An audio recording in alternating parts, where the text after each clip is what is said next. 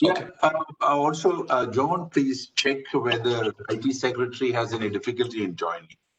Yeah, we are in touch with them. Hi, Ajit. Thank you for joining. Good morning. Hi, Ajit. We have Dr. Ajit Thomas, we have Ajay, and we have Ajit. Hope it doesn't confuse. Hi, Ajit. Yeah. I think it must be very early in the morning there, right? In the US? It should be 4 plus 4, 8 a.m. Coming to 8 a.m. That's fine. I think Ajit was saying something, but he's on mute. Okay. Yeah, Ajit, you're on mute. Yeah. So John, shall we go live on at 5:30? So what's the whole idea now? John? Ajay, we will go on live at 5:30, Ajay. So we'll start the program exactly at 5:30, right? Yes, please. Yes, please. Yeah. You don't need to wait. Yeah, because we can't see the participants, so we need to see that they're all there. Yeah, It's 5:30 now. Just to update, we have 73 participants. Wow. Only you can see it, right? Okay. How many participants?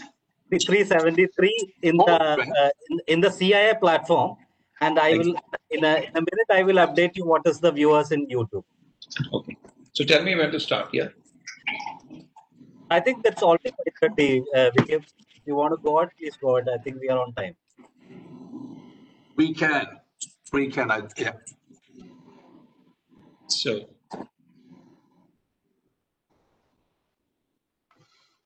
So shall we go? Shall we start?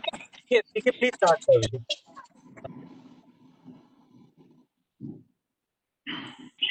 Ajay, you can start. Okay. Thank you, John. Yeah. So very warm good evening to all of you.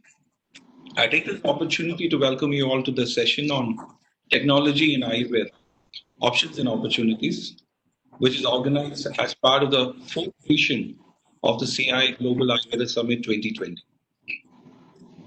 Global Ayurveda Summit was launched in 2010 and has been spearheading the mission of mainstreaming Ayurveda. The first editions witnessed the launch of the growth framework that stood for of Ayurveda, responsible practices,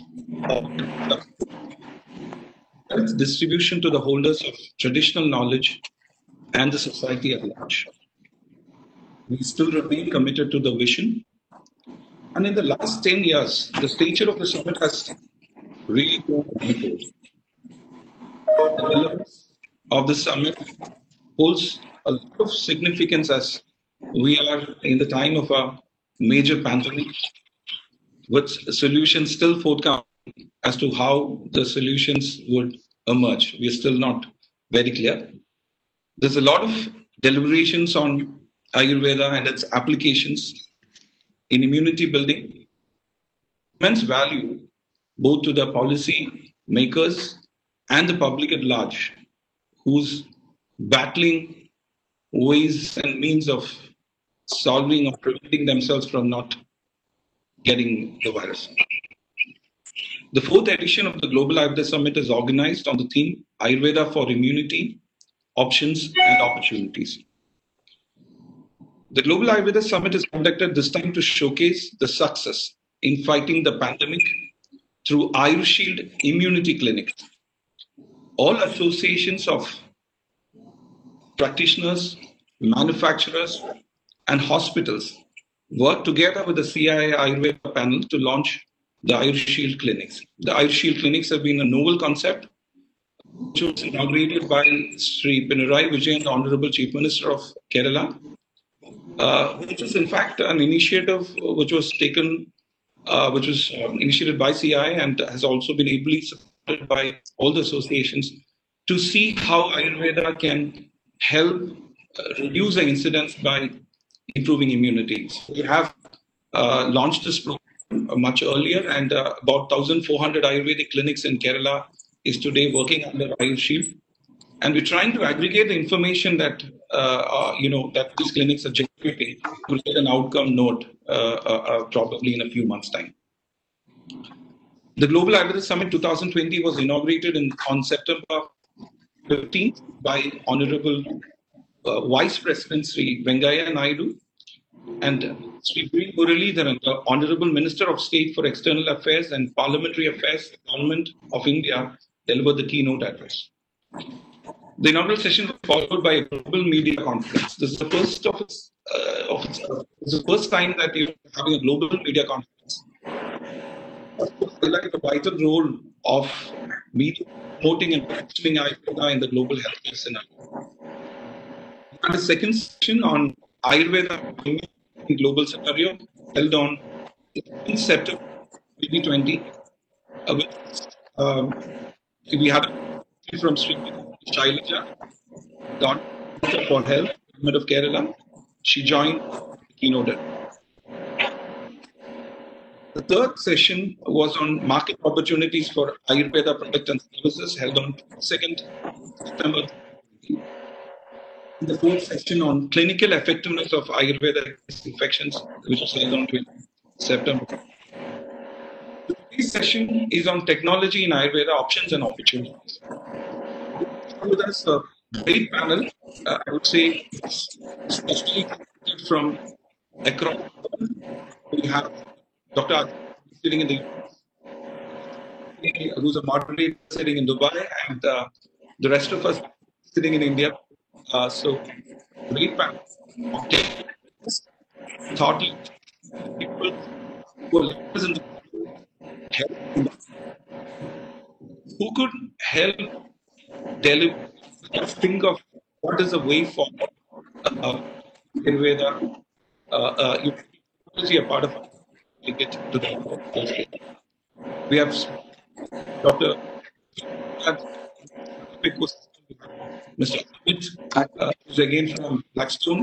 So we've got a great thought possible, enlighten us on how to use technology in the case of Ayurveda. And I'm delighted to call upon the session moderator, Mr. V.K. Matthews. I would just like to make a quick introduction of Mr. V.K. Matthews, who actually an introduction, but I'll still introduce on behalf of those who who don't know. But Matthews is the founder and executive chairman of the IBS Group. Matthews founded IBS in 1997 with a vision to redefine the ways the global travel, transportation, and logistics industry manage their businesses.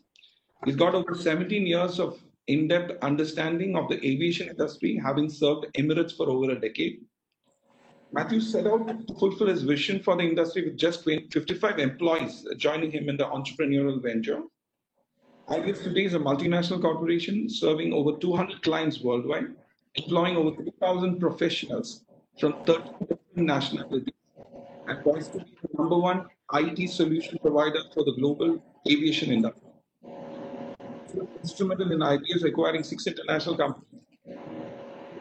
20-year journey, which has added its portfolio of offerings to some of the best airlines, with leading top oil and gas companies and renowned travel distributors and local the world.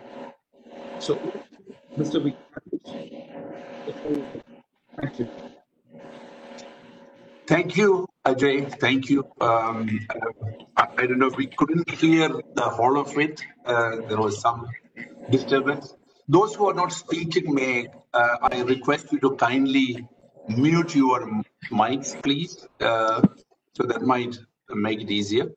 Good morning, good afternoon, good evening, all of the people participating in the session, and also the eminent speakers who are on the panel. It's a great pleasure and privilege for me to participate in this session, which is quite, in my view, is quite an important session. And the theme is technology in Ayurveda, options and opportunities, as what Ajay said.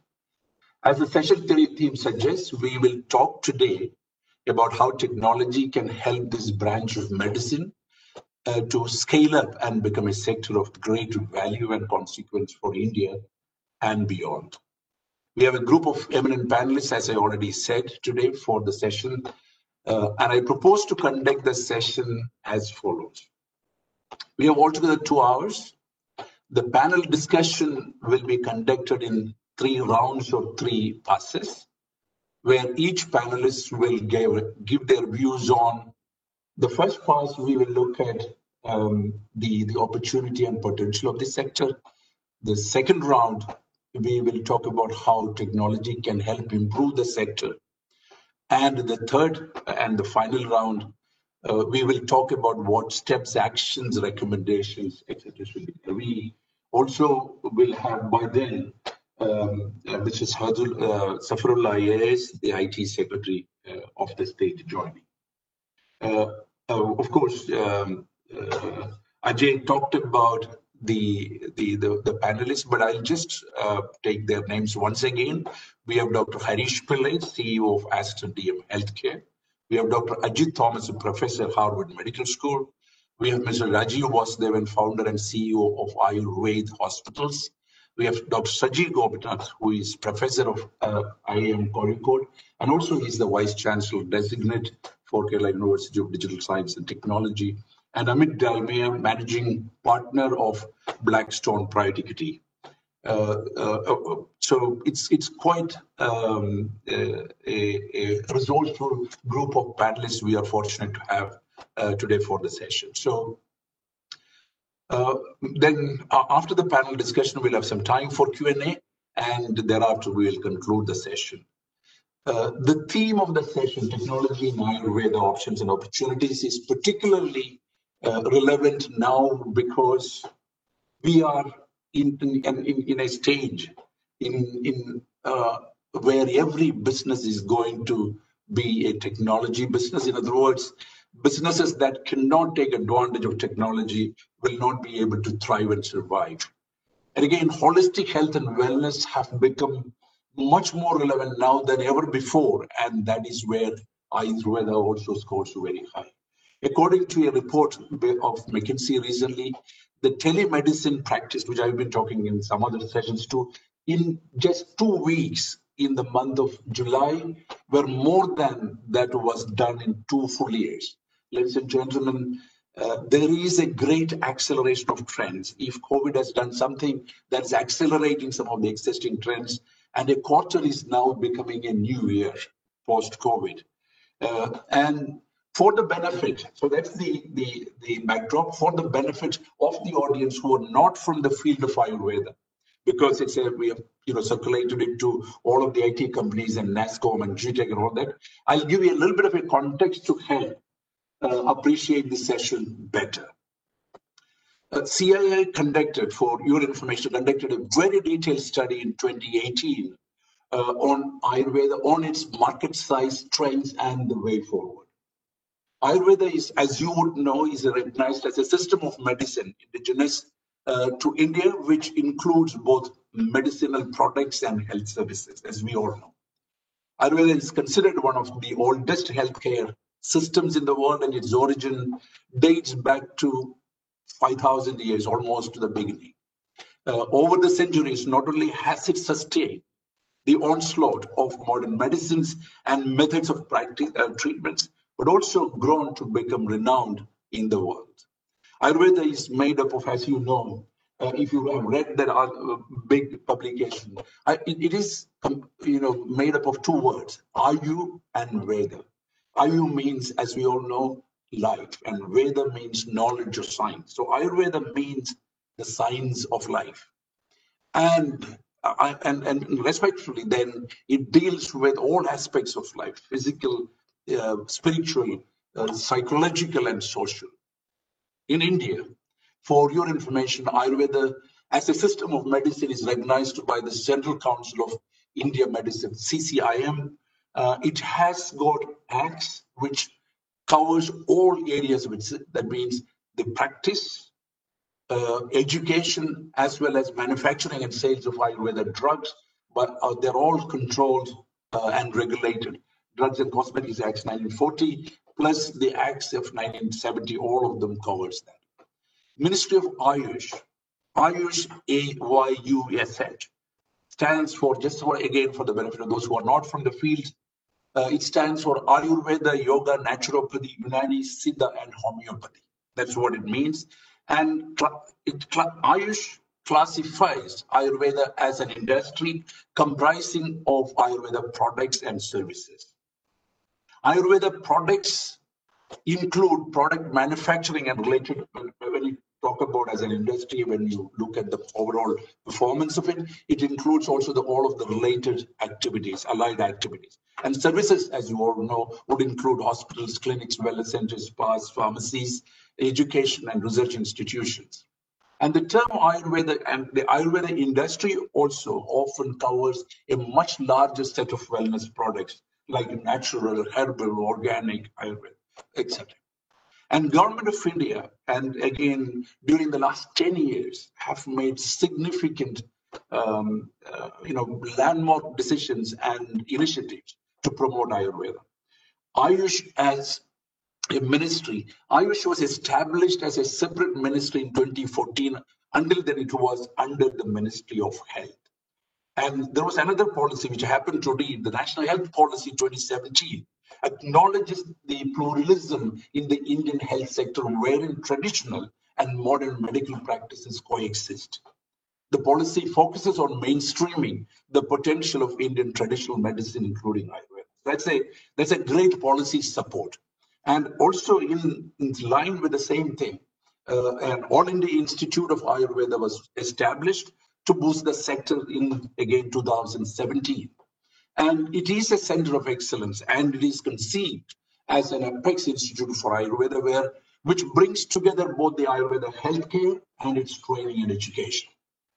And if I'll give you a little bit of a perspective to what's the size of Ayurveda or this particular industry, which is now recognized as an industry. According to the reports from, I've looked at a number of reports, because unlike in other established formal sectors, we don't have a lot of statistics available. So I looked at Ayush Ministry statistics, MRC, another area which is one of the places where you get a lot of research material reports. And also from the CII study report that was produced in 2018, the Ayurveda industry, which consists of products and services, as well as the wellness industry, I can say, in 2015, the Indian Ayurveda industry, which constitutes almost 95% of the world's Ayurveda, it was about 3 billion in output. And it is growing, it started growing very fast, and it is now growing at a CAGR of about 16%. In 2020, subject to any adjustments of COVID, this will stand at about $6.3 billion US. And in 2022, until then, the projections are made. There are 2-3 statistics, but all of them will be putting this industry somewhere between 8 to 10 billion US. But when it looks at the Indian wellness industry, which also covers other areas, from 2015 onwards, that has been growing at about, say, 12%. And this year, 2020, this is expected to be about $25 billion. And this includes, as I said, herbs, organic and natural, all of those things included, and it has huge potential. And the reports say that it actually employs, as we speak, about 3 million people, which is substantial. And if I really give you an overview, I was just talking about the size, I'll give you an overview. In 2017-18, we had in records about 7,500 companies. The top 50 companies, however, contribute to about 80% of the revenue of the sector. And the large companies are very few, meaning companies with 1,000 crores and above. We are all aware of some of them, well-known ones, Dabur, Himalaya, Hindustan Lever, Patanjali, and all that. In again, 2017-18 numbers, I'm talking about 5,000 practitioners, about 130,000, 1.3 lakhs wellness centers, and we have over 3,000 hospitals. And also we produce, I think that the total number the records say about 15,000 medical students pass out.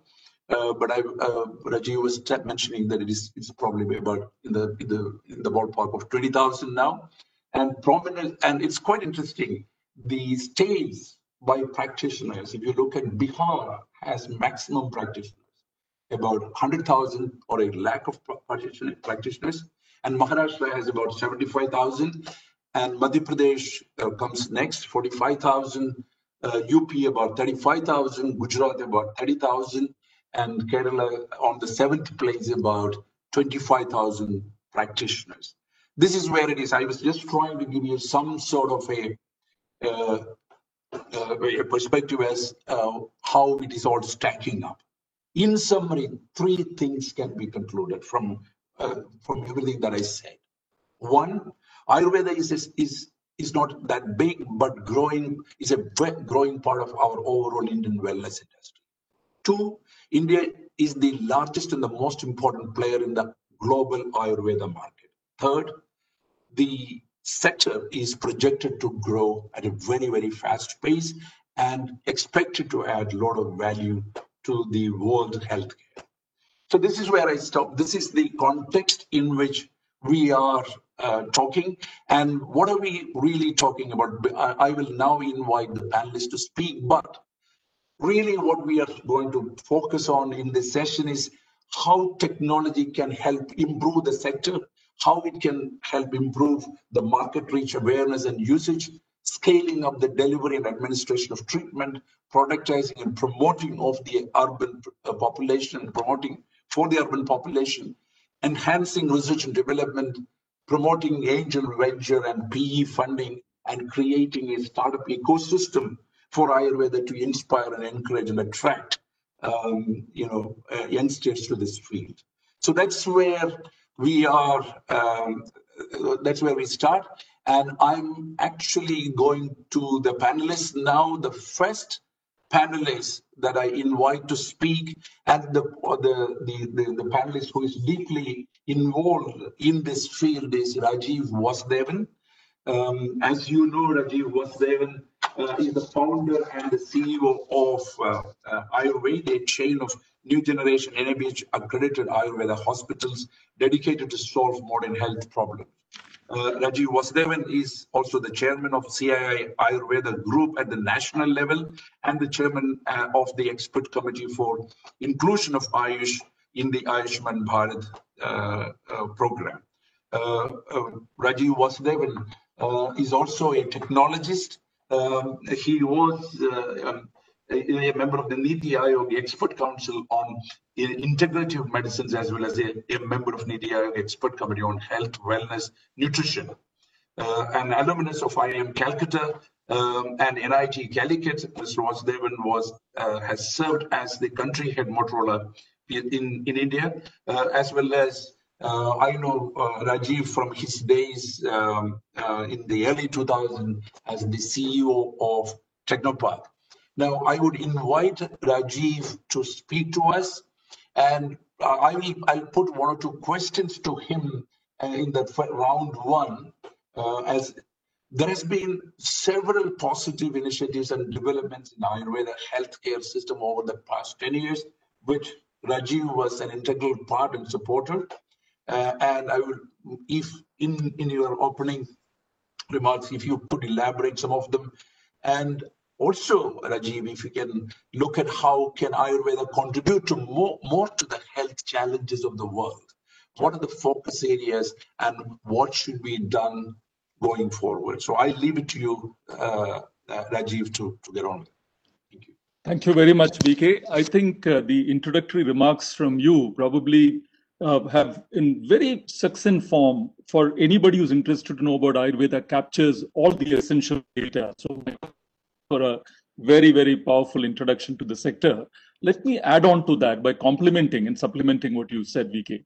So if you really look at the way healthcare has to be viewed, we have to, before I jump into Ayurveda, what is the locus standi, or where does Ayurveda really figure in this whole spectrum of healthcare is, rather than look at healthcare as primary, secondary, tertiary, quaternary healthcare, which is the oft used terminology to look at healthcare, a different way, which is very valid today, is to look at it from a preventive healthcare continuum, right? So when we look at preventive healthcare, we have, it's a technical definition, primal prevention, primary prevention, secondary prevention, tertiary prevention. Between secondary prevention and tertiary prevention, you have this acute emergency care coming.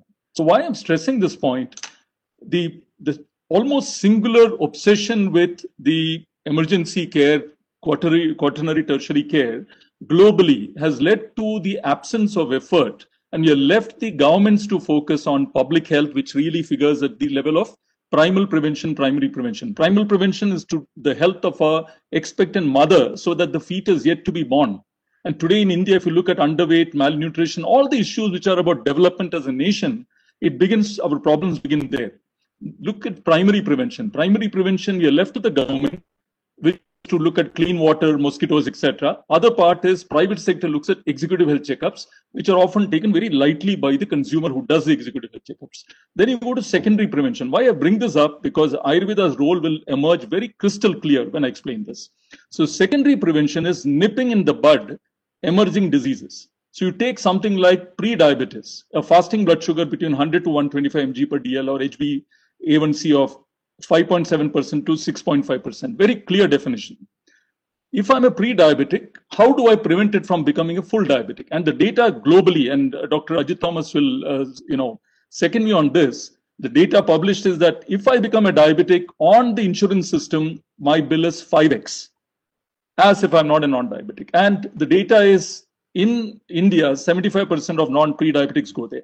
So secondary prevention is very, very important across the spectrum. And this is chronic disease, non-communicable disease, which really is the heart of the demand. Apart from the surgical care, emergency care, which is very, very important, and Indians are doing a fine job, we are looking at rehabilitation.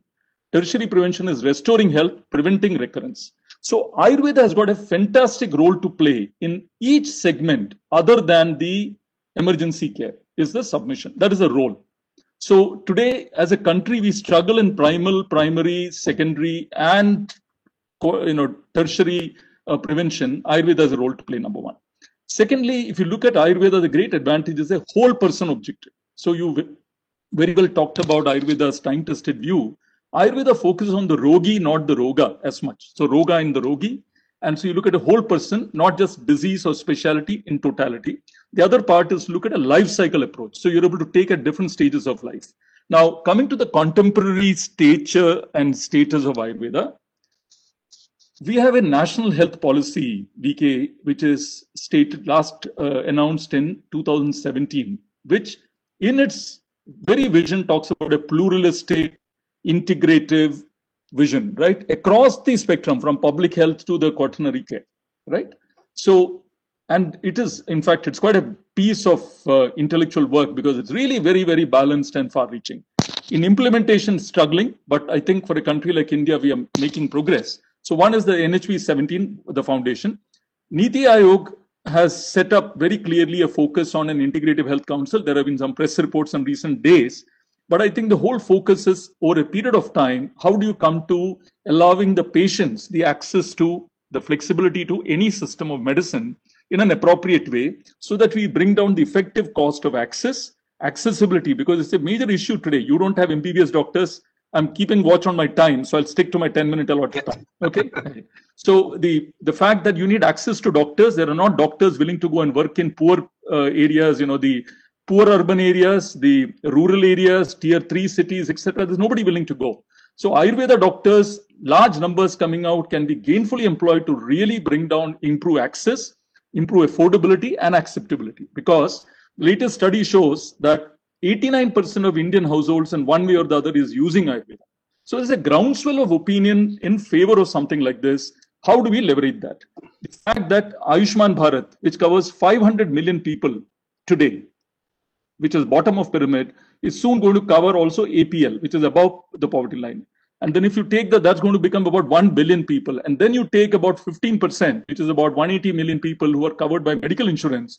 You're talking willy-nilly the entire Indian population coming into the purview of insurance, and Ayurveda being bang in the middle of that to deliver root cause treatments for these diseases. Let me bring into some sectoral changes. NABH accreditation, which establishes the credibility of the service. The Ayush mark for quality of products, insurance coverage, CGHS coverage, medical value travel, right? And integrative care appropriately happening. I want to tell in the last few months what has happened to stop my introductory remarks. What has really happened is Ayurveda thinking at scale. As my colleague from the industry, Ajay, spoke about so many immunity clinics in Kerala alone. Today, the government of India across India is doing trials on prophylaxis for COVID with 60,000 people, another study with 5 lakh people. So large scale programs are happening, which I believe will be the big step forward in Ayurveda taking its due place in the large healthcare system. So I'll conclude my introductory remarks with that, GK. Thank you. Thank you, Rajiv. Actually, quite path-breaking kind of policy support and initiatives I've come to really think about. And in fact, it is true that a lot of our people are not fully aware of the extensive effort that has actually gone into it. Yeah, I will now go to our second speaker. There's nothing like first or second speaker. I'll just invite Dr. Harish Pillai. And let me introduce Harish Pillai. I don't think he needs also so much of an introduction. Harish is the CEO of Aster DM Healthcare India, which is spread across 5 states with about 13 hospitals comprising over 3,600 beds and 9 clinics is what I understand. Exemplary leadership skills. He's an expert in hospital administration, brand management, business strategy, and joint ventures. He has played a significant role in the development of healthcare industry in India, Middle East, and North Africa by setting new benchmarks in quality patient care. After completing his graduation in medicine, Dr. Pillai obtained a master's in hospital administration and MBA in international healthcare and hospital management from Frankfurt School of Finance Management. The relevance of Dr. Pillai in this panel more so is about the ability they have demonstrated. Aster has demonstrated how truly large-scale, comprehensive institutions have been, healthcare institutions can be created. So, Harish, my first question, I'll pose 2 questions, and then for the first pass, you can answer the way. What does it mean to create a comprehensive, modern healthcare institution? And the second one, and how that can be translated to the Ayurveda field. What opportunities do you see in this branch of medicine? So that's how I position my question. What does it mean to create that kind of an institution? Of course, Rajiv has done it, but I'm asking Harish how we can take it to that kind of a scale. Thank you, VK and colleagues. So after you and Rajiv, honestly, it's very difficult to, to add something more. Both of you have covered large segments of it. But your points and questions, what you've raised are very pertinent. When there is, it's like you're almost stranded in a small boat in the midst of an ocean, but there's not a single drop of water to drink. So let me use that as an analogy that, when I first came to India in 2013, I was, the organization had given a mandate to build Aster MedCity in Kochi, which is a flagship hospital for Aster DM Healthcare. And Cochin in Kerala is well blessed with outstanding institutions, great clinicians, and of great reputation. It's almost like a medical oasis. When you compare Cochin with other larger cities of Kerala, the one differentiating factor is that there was no medical college in Cochin compared to Trivandrum or Calicut, which have got highly reputed medical colleges there. So that was one key differentiating factor. So the chairman of Aster, Dr. Azad Moopen, had this dream of bringing the Mayo model of care to India, basically, to the subcontinent.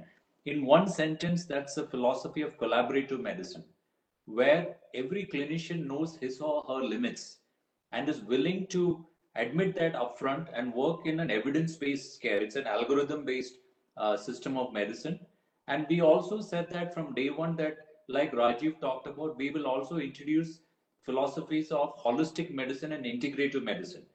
In fact, we were a pioneer hospital in the state that, even though we say that Kerala has got an amazing fertile soil for Ayurveda since centuries, but there has been a bit of shyness and a bit of reluctance among modern practitioners to co-opt Ayurveda in the model of care for holistic medicine. So we were probably one of the first pioneers in the state to bring in Ayurveda also in our care. In fact, Rajiv was our willing partner when we created the Center of Integrated Medicine, where we had a governance council which had a mixture of Ayurveda practitioners and also allopathic practitioners, and we had a clear-cut rules and governance setup that which patients will benefit from the wisdom of both systems of medicine. And we have actually proven together, whether it is neurosurgery, whether it's orthopedics, whether either it is metabolic diseases, rheumatology, there are many subspecialties of medicine where we found that the clinical outcome of both together is much more than one single system going together. So one answer to your first question is that sometimes I always wonder that what would have been the history of India if Robert Clive had not made his his important moves in history, and we didn't have this 200 years of colonialism in our country. How were our citizens managing the health before the Brits had come to our country? So the sad part, I would say, this is an unfortunate legacy that we have a colonial mindset, in the sense that somehow we have consciously and subconsciously tried to underrate our own indigenous systems and its benefits. I would say huge benefits to the community, and have somehow added extra weightage and extra brownie points to others which are available.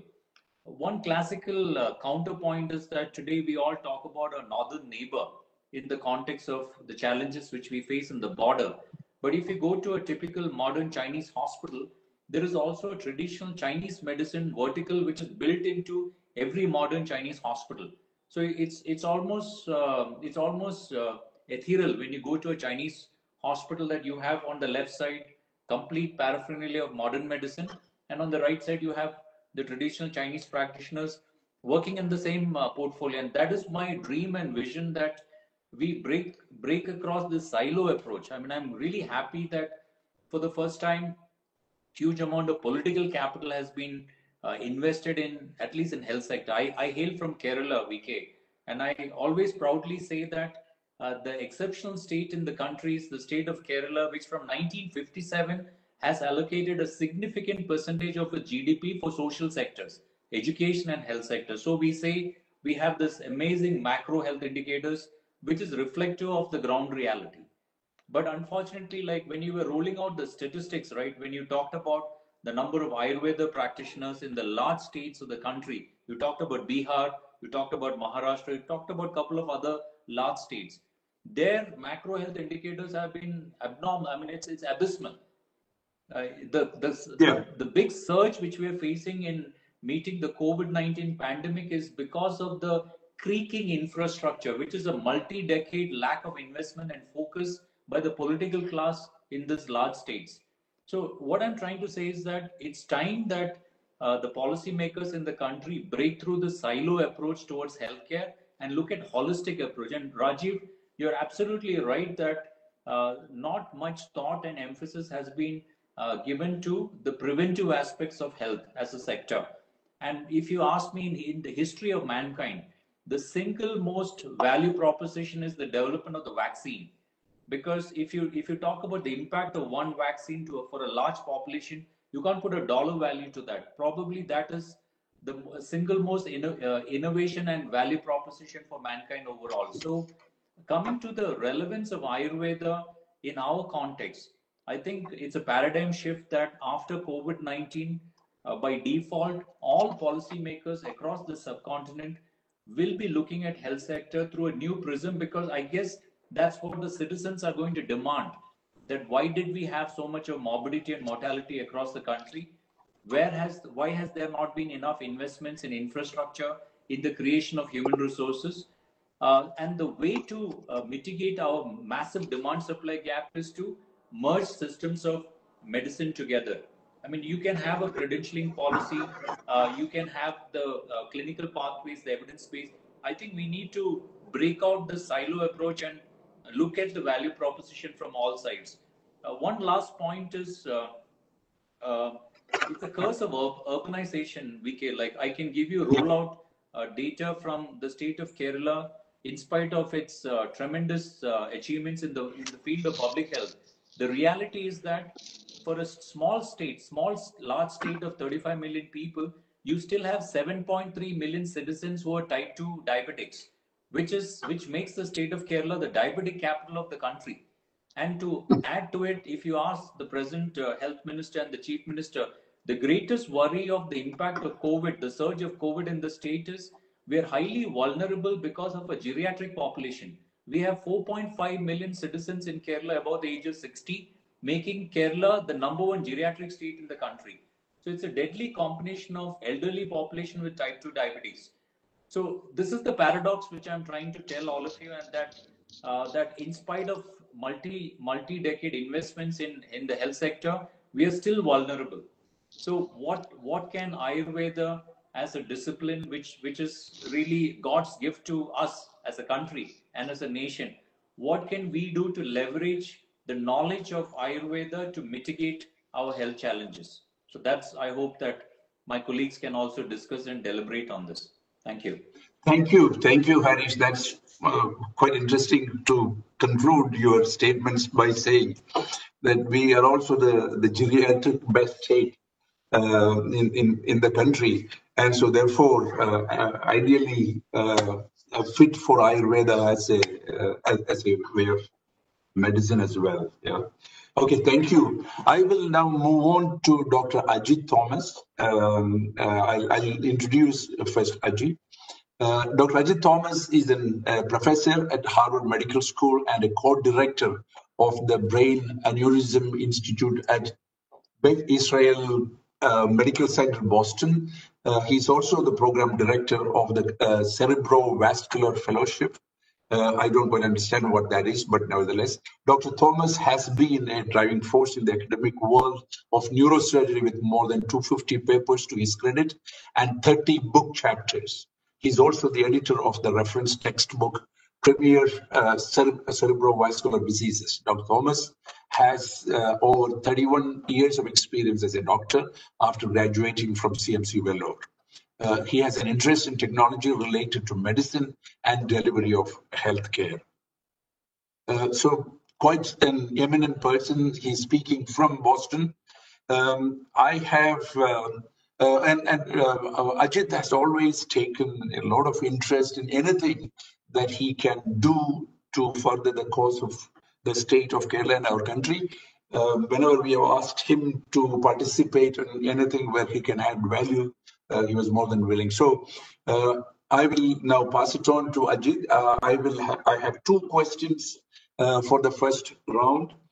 The first one is it possible to bring, it's an extension of what Harish said, bring Ayurveda and Western medicine on the same platform without a lot of frictions?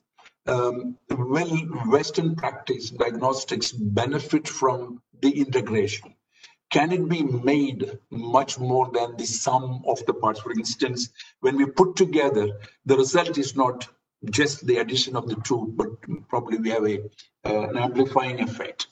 The second one, when we all know Western medicine follow global standards of clinical validations, trials involving huge investment. Can a field of integrative medicine that combines the best of modern medicine and the best of traditional systems be drawn up so that more financial investments is also available for trials and validations? So in that context, you don't have to necessarily answer in that sequence, but I leave it to you, and I invite Ajit to speak. Yes. VK, thank you very much for your nice introduction. It's a great privilege to be again talking to my people, especially from Kerala in India.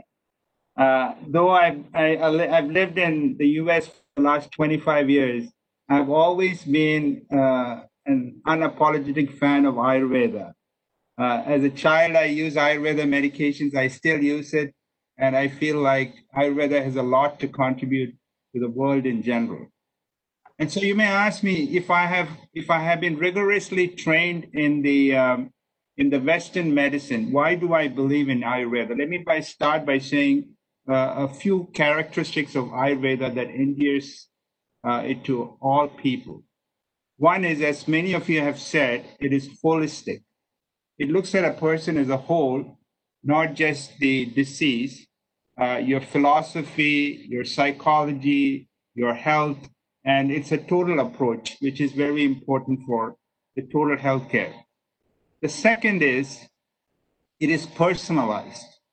See, there's a big emphasis on personalized medicine now in Western medicine, but Ayurveda has had this for 2,000 years or maybe even 5,000 years, to look at the individual and to tailor the treatment according to the individual.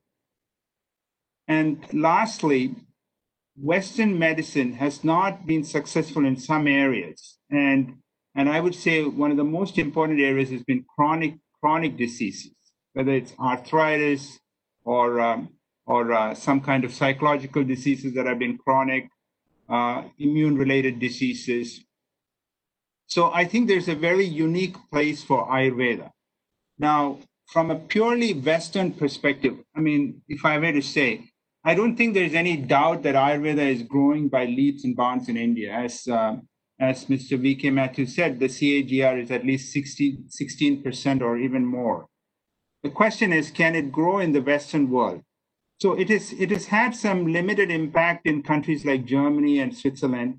And in the US, people like Vasant Lad and Deepak Chopra have actually projected Ayurveda to the best of their abilities. But ultimately, I think the Western world is founded on the age of reasoning or enlightenment, as we call it, from the French period. So there is a role for science. And I don't think we should totally discount science. So the exact application of science in Ayurveda may be slightly different. And what do you mean by science? So when I talk about science, especially related to medicine, there is basically systematic collection of data, its analysis, and its interpretation. And I think those things are equally valid in Ayurveda. And so if you ask me, is there a role for Ayurveda in Western medicine? Yes, there is. But in order to find wider acceptance, we have to embark on a scientific approach to Ayurveda also. Now, the Indian government has already done it, and you see numerous higher level institutions with an emphasis on research. But I think it will take a few generations for the Ayurvedic practitioners. For example, medical students now have a course in biostatistics and epidemiology, or the larger research institutions with huge infrastructures. And thirdly, I think the Ayurvedic medications, now Ayurveda is not just medications, there's a lot more to it, but I think there are medications in Ayurveda which have also unique potential that we should exploit and utilize on a larger scale. And that is possible through newer technology because you have, for example, I'm not sure whether you're familiar with high throughput technologies, where you are able to look at large amounts of drugs at one go. A classic example would be remdesivir. Remdesivir was not figured out for COVID, but they were able to go back. It was originally for hepatitis C, but they were able to go back and repurpose it by looking through 5,000 compounds at one go and figure out that remdesivir is effective. So there are strategies like that which will help us figure out the role of Ayurvedic medications. The other areas technology would come in would be, one is research. most of research in today's world, especially in Western medicine, is heavily technology driven. The platforms on which data is accumulated and the way it's actually interpreted and analyzed all requires technology. And as Mr. VK said, use of telemedicine. For now, when you want an Ayurvedic consultation in Boston, it's hard to get it. But in the age of telemedicine, there is nothing preventing me from getting an Ayurvedic consultation from somebody in Kochi and getting the correct medication. So I do see a big role for technology in the years to come in Ayurveda. And I do strongly feel that there should be integration between the Western allopathic medicine and Ayurvedic medicine, but India is going to have to drive it. India does have the resources and the willpower to drive this collaboration because there are, like as Harish was saying, in China, they have been able to do it by having the traditional Chinese medicine in close proximity to the Ayurvedic, to the allopathic medicine. And I think a similar framework in India would lead to cross-fertilization of both these fields and yield rich dividends for Ayurveda. Thank you. Thank you, Ajit. That's yeah, how to grow Ayurveda in Western world. That's quite interesting, and how to India should drive to the integration of the modern and the traditional medicines, and we have the capability to do that. Yeah, thank you. We'll come back. I'm quite sure Rajiv Vasudevan will have something to say on this front, which we will address in the next pass. But now I will invite Amit Dalmia. Amit, those who are not speaking may kindly mute, please. So Amit Dalmia is the operating partner in the corporate private equity group of Blackstone. As you know, Blackstone is the largest private equity company in the world, and they are also one of the largest investors in India. Mr. Dalmia has been involved in shaping Blackstone's business strategy in India, execution of new investments, and portfolio of companies to enhance business performance and effect business turnarounds. As portfolio lead director, he leads the value creation agenda for Blackstone and the portfolio companies. Prior to this, he had diverse operational experience with Hindustan Unilever for over 13 years in various management and business leadership roles. He has undergone a management training program. He's from IIM Ahmedabad and is also a chartered accountant by qualification, company secretary and cost accountant. So my question, Amit is quite differently qualified and experienced. I would like to ask Amit a few questions about, first of all, his view of the potential of traditional healthcare practices like Ayurveda, and especially in a world, post-COVID world. And also it is a fact that the portfolio of large PE players and even venture capital players seldom show any investment in traditional sciences like Ayurveda. Or the Chinese medical system also, somebody was telling me that. What are the reasons and what does it take to make Ayurveda an attractive destination proposition for the investors? Over to you, Amit. Thank you, VK. Thanks for warm introduction and inviting me to this panel. I'm truly privileged to be talking amongst the doctors and experts in the Ayurveda and healthcare space. But let me start first as a user, as an individual. Like Ajit mentioned, right? So I'm a die-hard user and fan of Ayurveda. So whether it is Triphala, Septiline, Amla, Dantkanti. So at our home, there are quite a few range of products which we use extensively of Ayurveda. And in a personal capacity, I'm actually an investor in few of the startups like WellCure, which works on discovery, online discovery, consulting and collaboration platform, and similar stuff on naturopathy and Ayurveda, etc. as an individual, the value of Ayurveda is given. And before we get into Ayurveda, if you think about it, actually is within the umbrella of pharma and healthcare space, right? And if you look at pharma industry, right, it's $1.2 trillion industry, $1.2 trillion, and it's growing by 5% per annum. So it's one of those few sectors which are $1 trillion sectors and growing still by 5%, right? And there are so many secular trends which are in favor of the sector. So if you look at population growth, income levels, the increased intensity of chronic ailments, people spoke about blood pressure, diabetes, and stuff like that. People being more health conscious and therefore spending more on the pharma and healthcare. And finally, what we have seen during these COVID times, everybody is becoming more and more healthcare conscious and wants a foolproof, wholesome solution rather than just, medicines. Can you hear me well, by the way? Yeah, very well, very well, okay, very well.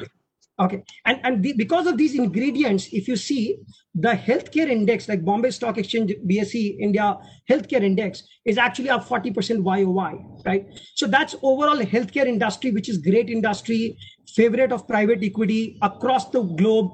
Everybody invested. Blackstone also has been very active in this space. We have invested in companies in Asia in recent times, in companies like Takeda, Geoyoung in Korea, and a few other companies, right? So we've been very, very active in the healthcare space. When it comes to Ayurveda, right, the market potential is huge, right? So we are talking about, let's say, overall pharma market, which is massive.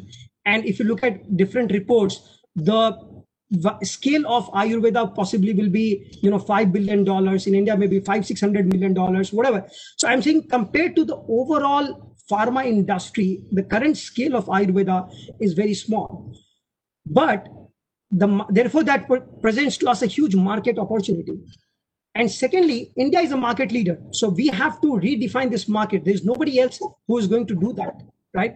And the consumer value proposition is given. So basically, if you look at any sector, you have all the ingredients in place for it to become an active space for investors to look into it. But there are challenges, and maybe if you want me to cover the challenges right now, I can cover that, or I can come back later on that. But what makes it interesting for the PE investors, if you look at some of the sectors, like for instance, if you look at retail industry, right? It's completely very, very different industry than our industry, which we are talking about. But let's say general trade industry is a $600 billion business in India. But because of its fragmentation, there was no investment of the investors in this market. Once the modern trade came in, once the e-commerce business came in, that gave an opportunity for investors to actually invest in big sums of money. And that sector has seen a huge, disruption. So I would say that Ayurveda as a sector has all the tailwinds, has a support from the Ministry of Ayush, but we need to make sure now it is leveraged well, it is disrupted well for it to become the attractive sector for the key investors. Thank you, Amit. That's quite interesting and good to know that you are a personal investor in a lot of Ayurveda outfits. Good. That's good. Okay, so let me now go to the next speaker, Saji Gopinath. Dr. Saji doesn't need, at least in the state of Kerala, any introduction. He's the professor of operations management at IIM Kozhikode. During the last 3 years, Dr. Gopinath headed Kerala's startup mission as its CEO and also served as the director of Indian Institute of Information Technology and Management.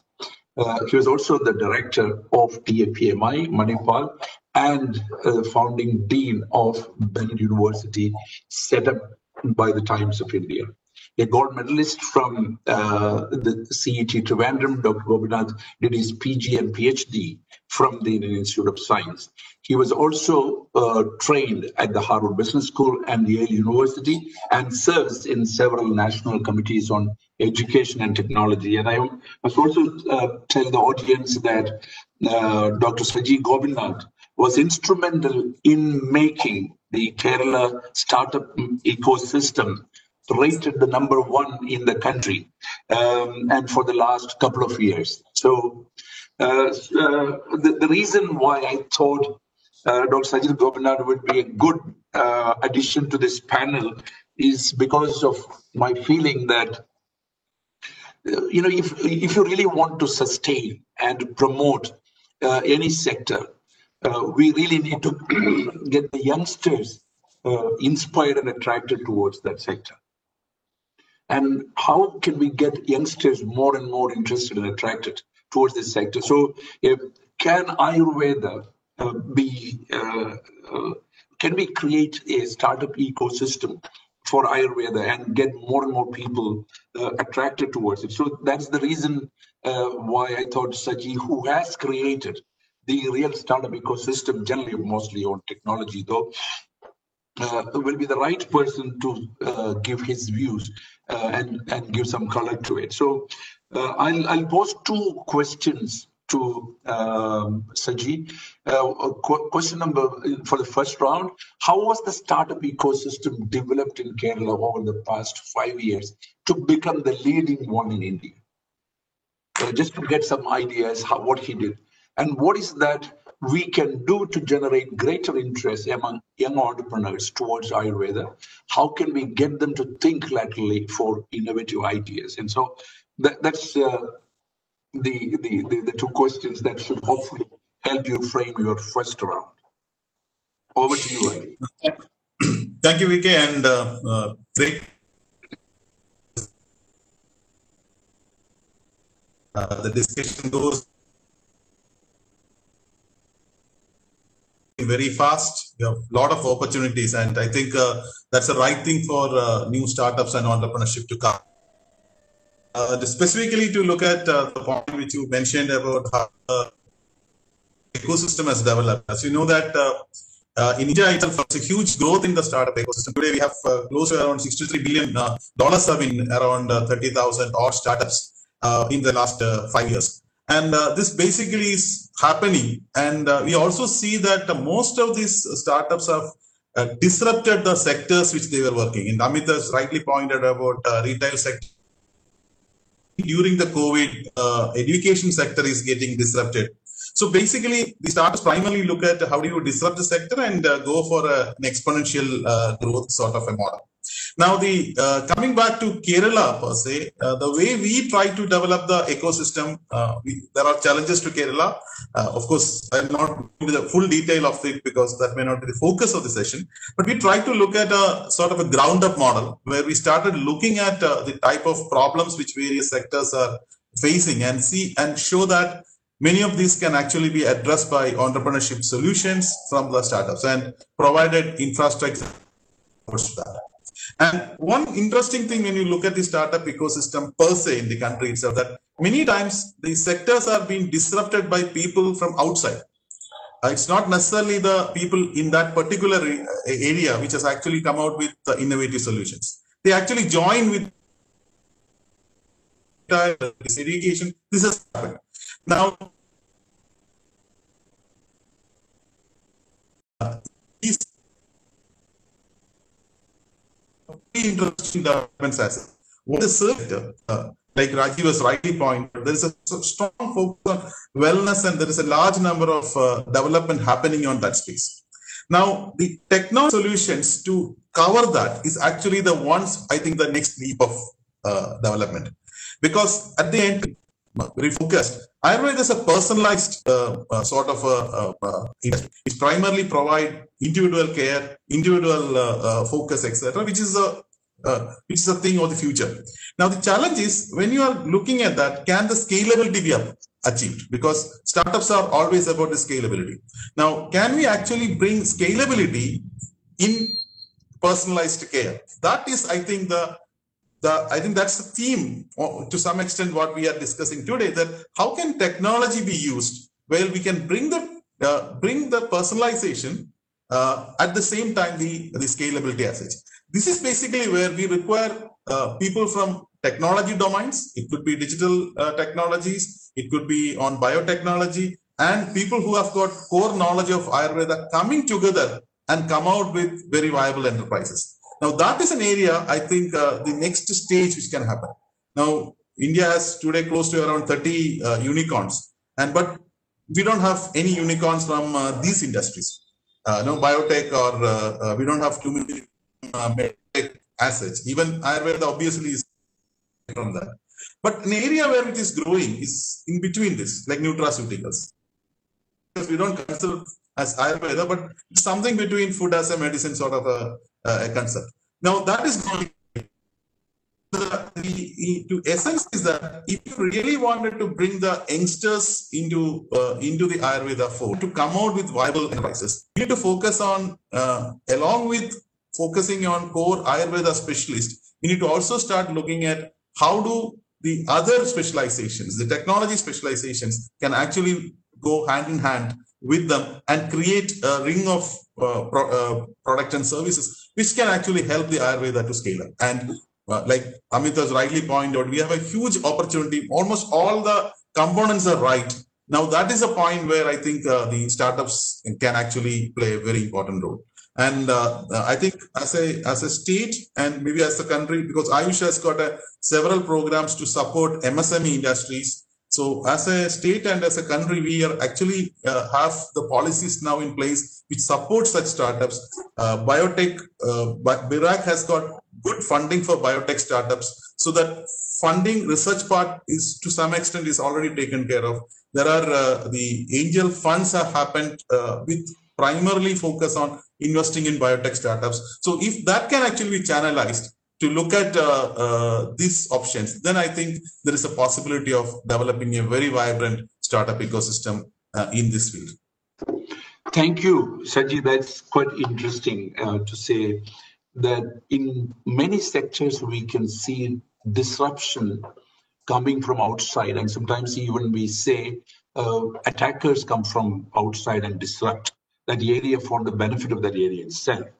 And personalization not only in healthcare, and actually technologies definitely help personalization in everything, even sales, for example. People buy more if you sell them what they want to buy and not what you have got to sell. So how do you personalize? So I think that's quite an interesting area to take up. Now, our IT secretary was waiting.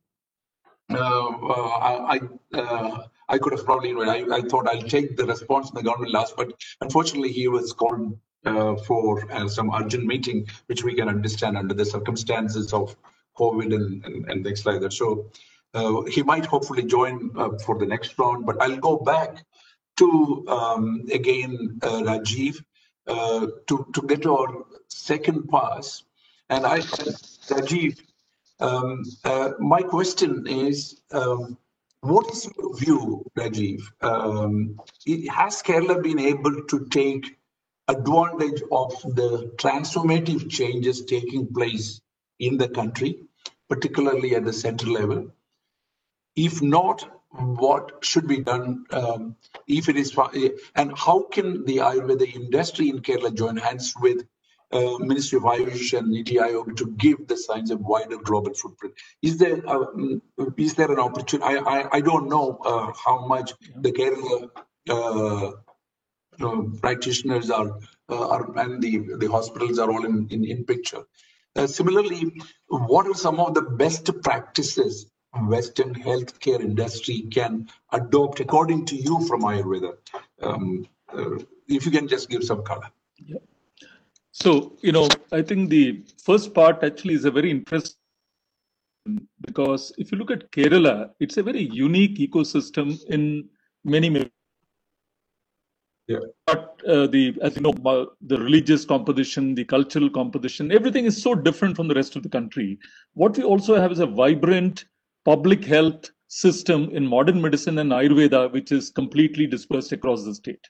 So to respond to your precise question, I think Kerala has a tremendous opportunity to reposition itself as a healthcare destination for this part of the world, right? Why do I say that? Because if you look at people who are traveling into Kerala today for tourism, right? And if you look at what Kerala could actually do and where it is kind of plateaued at a particular level, is a certain in tourism, which is Ayurveda based for a certain type of services which is there. So Ayurveda has become synonymous with that. But the higher value add market which is waiting to now be uncovered is the medical value travel, where people travel for diabetes reversal, arthritis reversal, Parkinsonism, stroke rehabilitation, and so on and so forth, right? So you take the complete spectrum of non-communicable diseases. So what could Kerala do? 4 international airports, large number of Ayurveda graduates, a complete infrastructure across the board.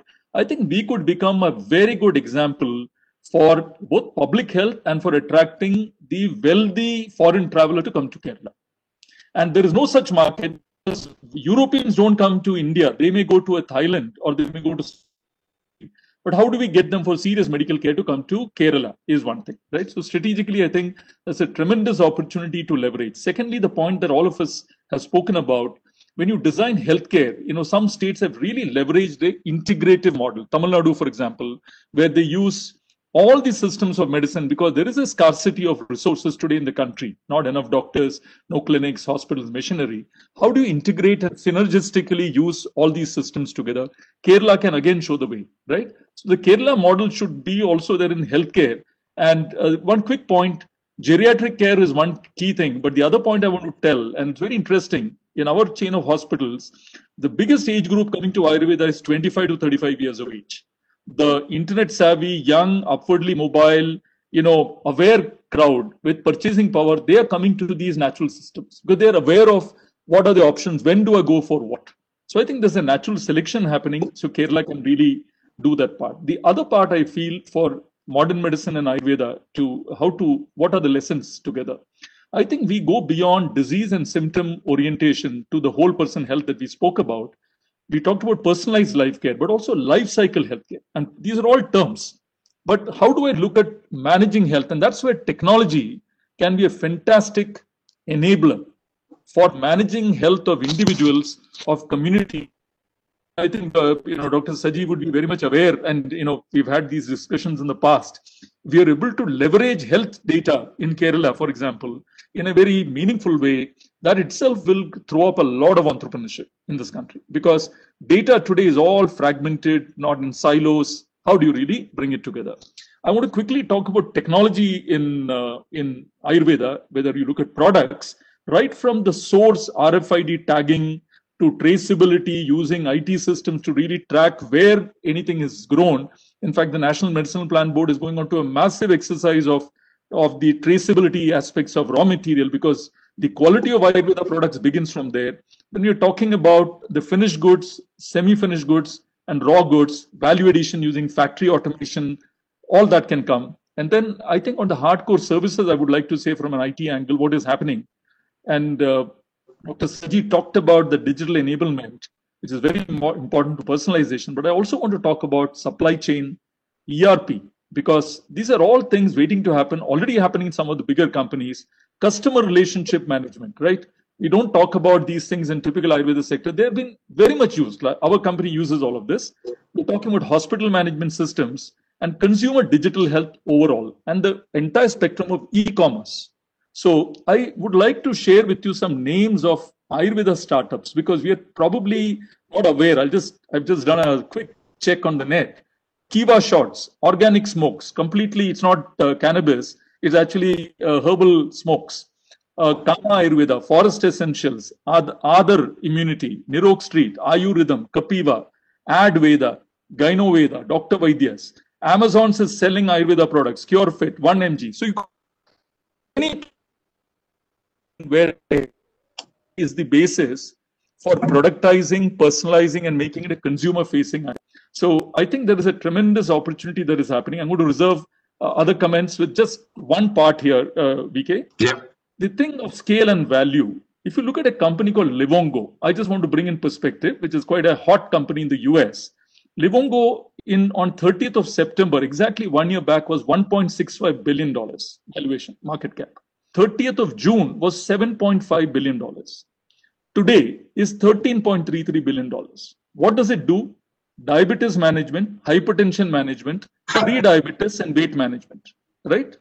Can you just imagine the disruption that Ayurveda could do if we bring in think and scale and really bring in what Ayurveda can really do to this? And this is the market cap of one company in the US. I'll stop and probably come back to some of the points later. Thank you. Rajiv, okay. I'll come back to you, but I'm curious to know when you said that you have your hospitals, youngsters from 25 to 35 coming for kind of life cycle healthcare. What kind of treatment or what kind of care that they look forward to when they come to you? So I think typically they come as a treatment of last resort, to be very frank, right? They would have checked, they would have seen something, they would have tried something, and then they're told you need to do surgery, you're on steroids, you're on strong painkillers, etc. Then they realize it's not working, then they come mostly. Then it becomes 30-35% of the people come through word of mouth reference. But when they come, I should have clarified this, Ayurveda typically will operate through personalized diet, lifestyle, ahara, vihara, vichara, aushadha, kriya, which is diet, lifestyle, mental counseling, personalized medicine, and personalized therapy regimen. Now, why this is personalized, it depends on the state of the rogi and the roga. So we take on the place. So treatment I would prescribe in Bangalore would be different from what we do in Cochin for the same person. Because it's not just a person, it is a place, the season, time of life, everything. So all of this, actually, what we do, youngsters are coming today, they come through insurance panels, they come through internet searches. And today, most of the doctors, the bane of the problem, the bane of the medical care industry is that people search on internet and come. So they're already pre-educated. We can empower them appropriately, and they come for most of the non-communicable chronic diseases. Yeah, interesting. Okay, so as part of the round two, let me just go to Harish. Harish, just a few more questions to you for this.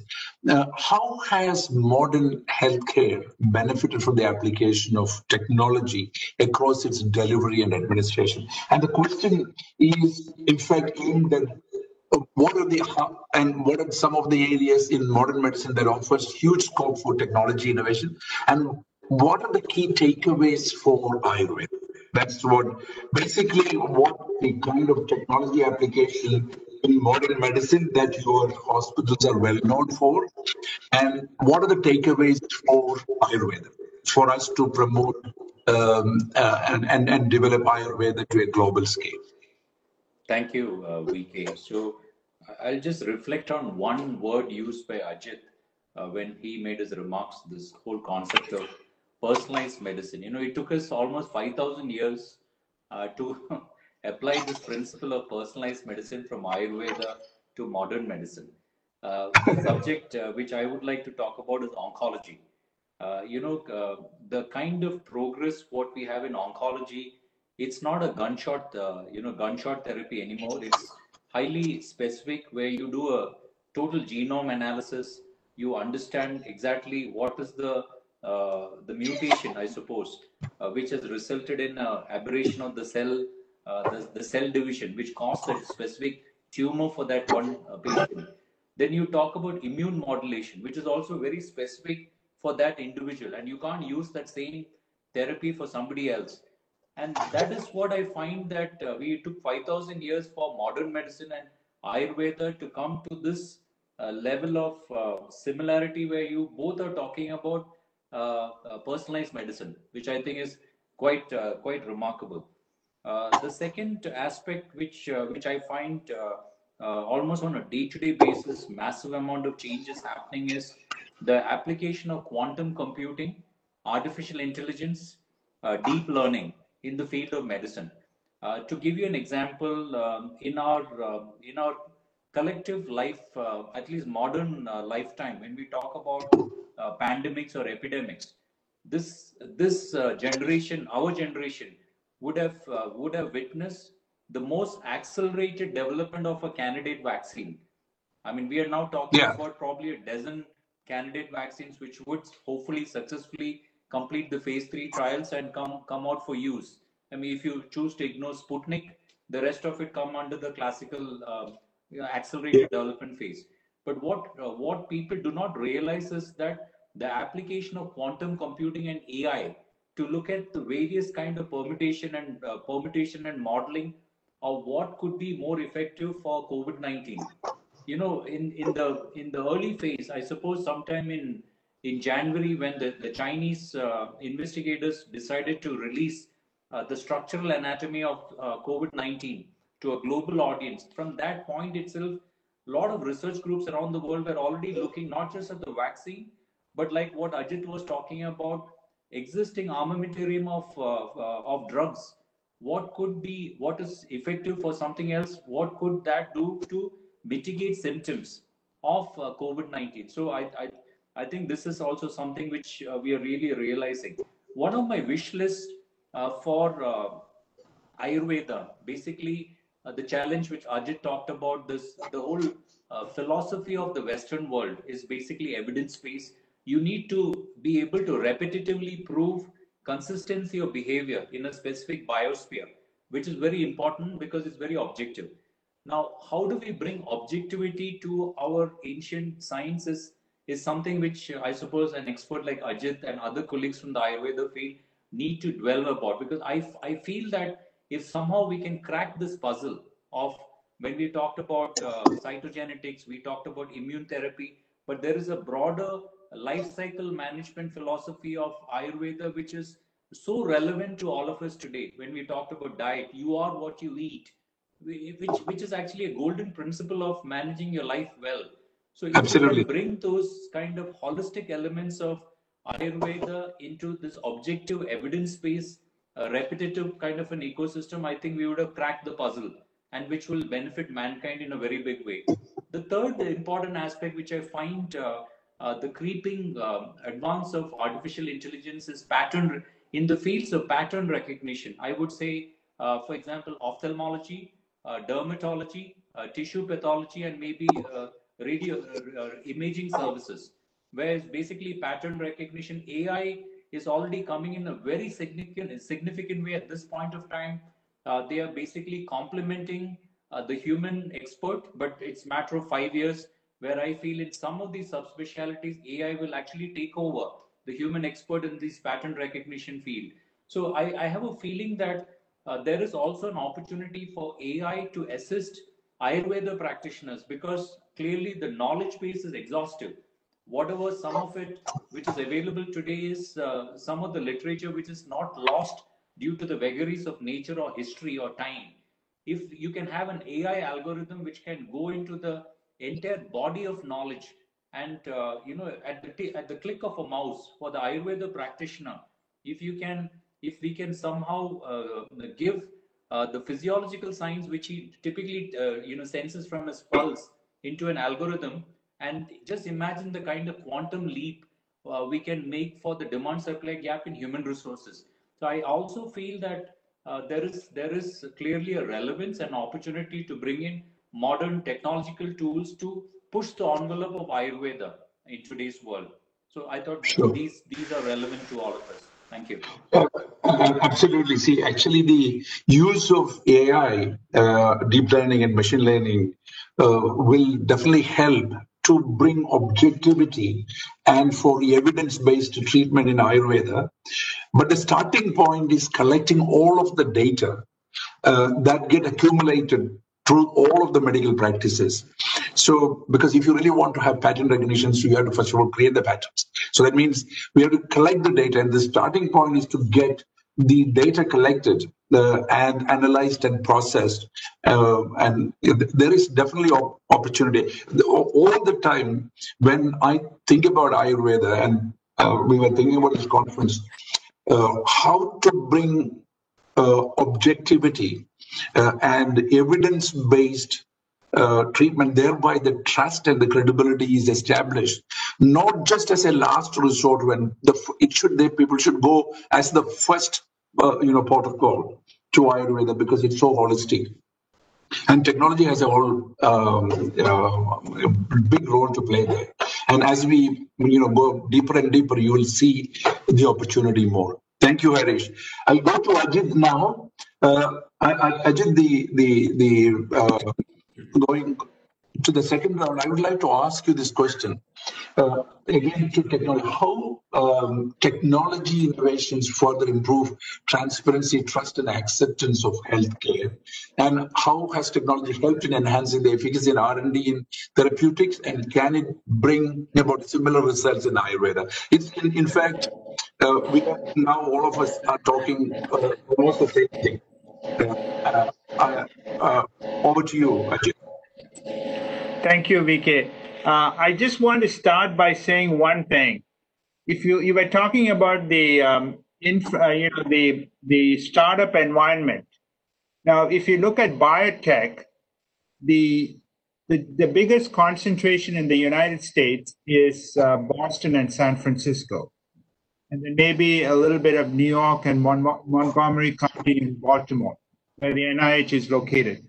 But then you want to ask, why is it that Boston and San Francisco have had such great success? And I think the basis of that is the academic institutions where the expertise and the core faculty were available to build up on that. So I think going forward, I think it's an important thing. You know, for example, the All India Institute of Ayurveda is located in Delhi. So Delhi is obviously a fertile area for this to happen because of all the national institutions that are there. But then Kerala has a very special place because of, you know, we have this cadre of really experienced physicians, and that tradition has been passed on, whether it's Ollur or Kottakkal or, you know, and we have that expertise available to form the nucleus of these startups. The second thing I feel is technology, like I said, you know, for medicine, it has come in various ways. So for example, as Harish was saying, sequencing the genome, part of which happened in Boston, has been the key to generating all these new medicines for cancer. Similarly, I think some kind of a relationship with the institutes that understand genetics and molecular biology in India is going to be beneficial to Ayurveda in the end. I don't think, you know, we have a way of thinking, okay, Ayurveda is not the same science as allopathy, so why should we worry about that?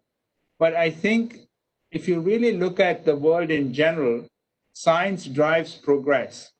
So I think, at the end of it, Ayurveda also has a scientific basis, though we have not been able to codify it in those terms. You know, everything that these physicians in Ayurveda figured out has probably taken hundreds of years of experimentation before they came to those conclusions. And I think one of the key principles is something called reverse pharmacology. We do know that certain things work in Ayurveda. Certain medicines work, or I should not say medicines because they're not single compounds. They're phytochemicals. So it may be ashwagandha, it may be shatavari. But the question is, you know, going back and figuring out why these compounds work in some diseases. And that is something that current technology and the underlying molecular biology of this can be teased out. And that will have a lot of rich dividends to pay. Because once you start going down that path, it's like science, like, you know, every time you find one thing, you build upon that to the next step. The third thing I wanted to talk about was the telemedicine part, because as Rajiv said about Livongo was a diabetes management software, but, you know, Livongo was just bought over by Teladoc. Which was, I think, for like $14 or $15 billion, some huge amount. But Teladoc is, again, a telemedicine. And, you know, Dr. Asad Mupin has always been a big fan of telemedicine. And, you know, when he first said it, I didn't really realize the relevance. As, you know, as COVID has come on, I realized a lot of my practice is telemedicine. So I think telemedicine should be part of Ayurveda. And I think, you know, for all those people who find it difficult to travel from Germany or America to Kochi, I think this will be a nice way to start off. The other area I feel is what you said, the collection of data. And I know the government has already done this in India. to have a standardized medical record on EMR, which the Ayurveda practitioners can use. So then you have the data available to analyze and to come to conclusions and even use for AI-like machine learning projects. Yeah. Thank you. Thanks, Ajit. Yeah, moving on to, I'll maintain the same sequence, Amit. I'll come to you with the next set of questions and pretty straight to the what role, Amit, technology can play to make Ayurveda more attractive to you guys.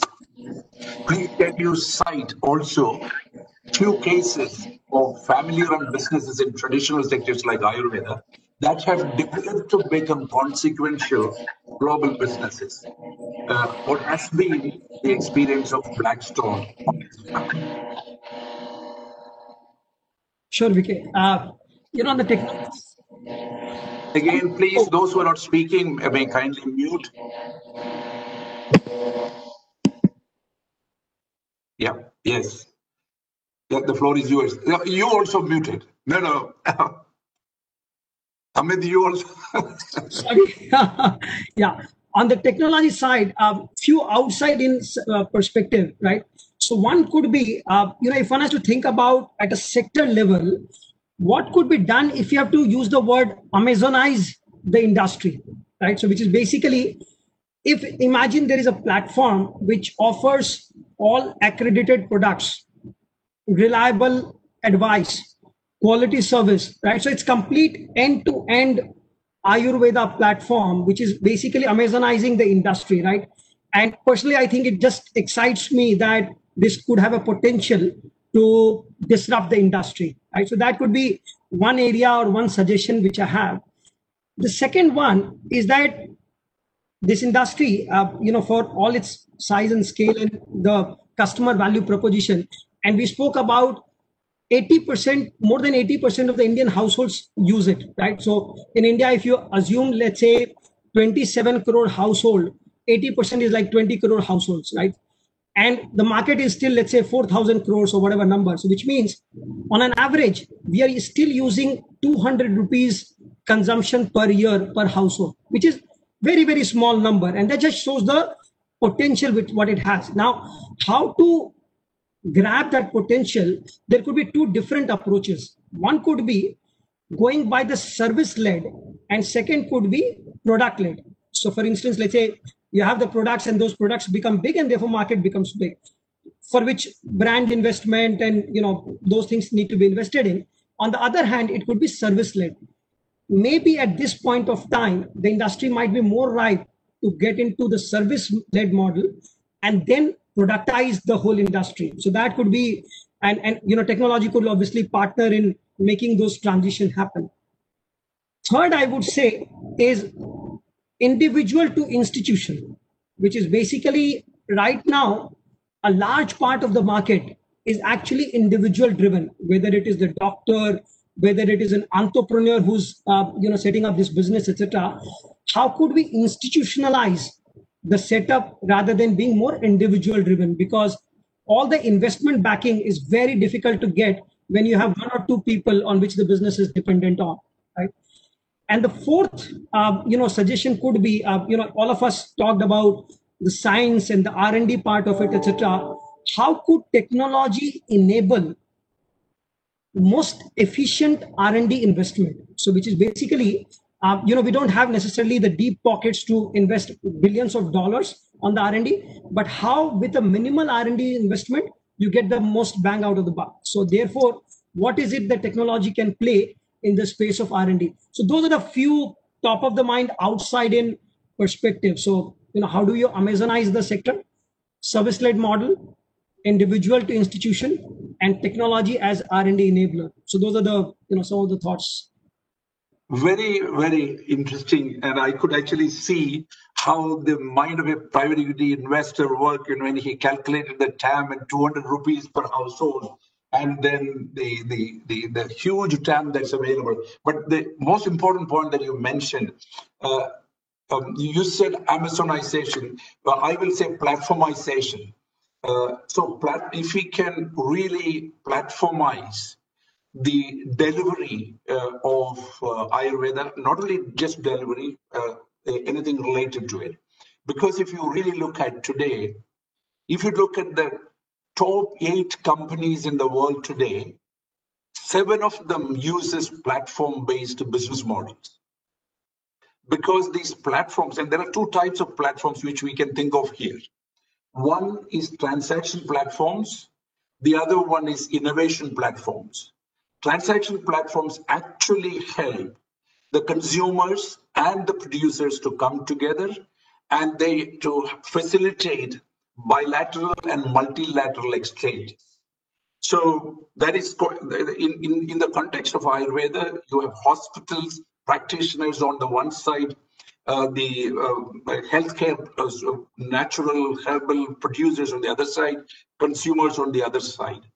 And this, having that platform to have, again, because of the technologies topic that we're talking, this actually provides a very powerful value chain where the processing of this data, collection processing of this data through this platform can produce huge amount of medical intelligence, which people can then monetize through commercial use. So that's a very interesting argument. And it's a great, Saji, it's an interesting idea for startups, some of the startups to pick up and run. So therefore, that is a good transition to Saji to talk, go to the second round. And if you can then talk about, again, take this, how technology can help build the Ayurveda startup ecosystem. Is there a case for building up an Ayurveda ecosystem based on all of the discussions that we had? So you may want to give your color. That will conclude our second round. Yeah. Absolutely. I think exactly like what Amit said and what Rajiv was mentioning. If you take the entire, you can actually look at areas where the technology can actually make the change. And need not necessarily always should be at the core. It can be at the periphery. And that is basically where you will have a larger number of players can come. It could be at the dissemination of the information. It could be at the codification of it, and then keep on moving into the core assets. It could be in the supply chain space. It could be in the e-commerce space. All of them. So what is to identify that and then start looking at it. Now, what we see when we speak to potential startups in engineering colleges, etc., they are quite excited about medical opportunities, especially in assistive technology, etc. But Ayurveda never comes into their mind. Now, that's what I was trying earlier, saying that it is important that we need to educate people outside the Ayurveda sector itself that there are opportunities in the healthcare delivery system where technology can be used. It can be used by others who have got the other assets. Now, just to see another angle of it, and we mentioned about this, if you look at the wellness industry, which we're speaking about, today the number of customers of wellness industries is much smaller than the number of non-customers. You have a very large non-customer base available for us. Now, the question is, how do you tap that non-customers? So, if you take a simple framework like a Blue Ocean framework, you basically need to do 4 things. You need to reduce some of the things which currently we have.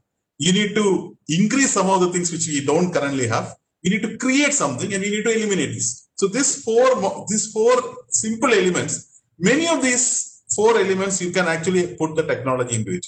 So just going back from a very, very traditional Ayurvedic model to a slightly different model, which may be appealing to the new generation, newer customers, etc., can actually make the difference. And that is something I think we need to propagate both in the Ayurveda colleges as well as in the other potential startups.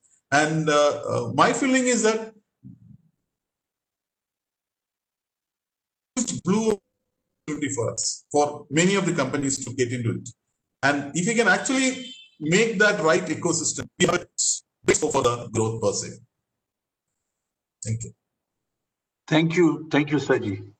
Now, I was thinking of going through the third round, but we have to make it really quick because we have only less than 30 minutes for concluding the session. We have a few questions coming up from the audience, which Ajay is forwarding, but let's quickly go through 2 minutes fast. Again, starting from Rajiv. Yeah. So, what should be the actions, recommendations?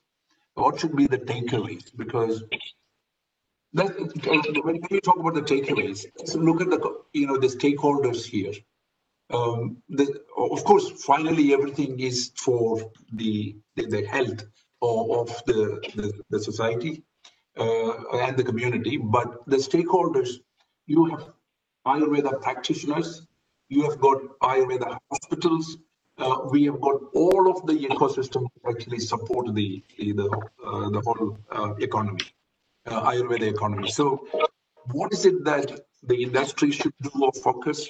What is it that the investors should focus, or what should be done so that the investors' attention will be there? And what should the government do? In that context, if you have any actions, recommendations to make, please go ahead, Raj. Yeah. And then we will get to the answers. So I think it was a very, very rich takeaway.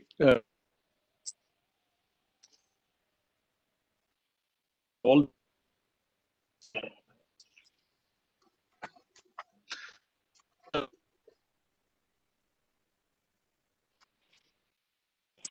Ayurveda.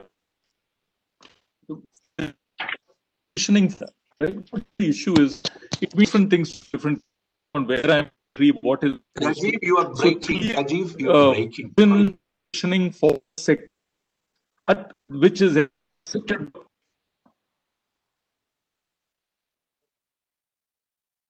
I think it's just. I hope you can better now. And still not clear. Go ahead. Let's try. Yeah. So what I wanted to say is that if you look at the positioning for Ayurveda, it means different things to different people. So for the sector to grow, it's an umbrella positioning, right? First of all, as Amit talked about, the probable strategy is to begin with a service-led approach. Why I say that? Because when you look at Ayurveda as a chikitsa, that beautiful word, which means actually health management, what it allows us to encompass is personalized diet, lifestyle, so foods, then lifestyle products and services, medicines, which is spanning proprietary products, OTC products, and generic products. And then we're looking at service products, which is a complete ocean of service products which are possible. And also the mental health, right? So you're spanning multiple specialties. So Ayurveda as a service positioning, Chikitsa Sampradaya, is going to be a very, very apex level umbrella positioning. Number two, we need that point that you took about platform strategy, VK, is very important in my view, right? So I think that is not only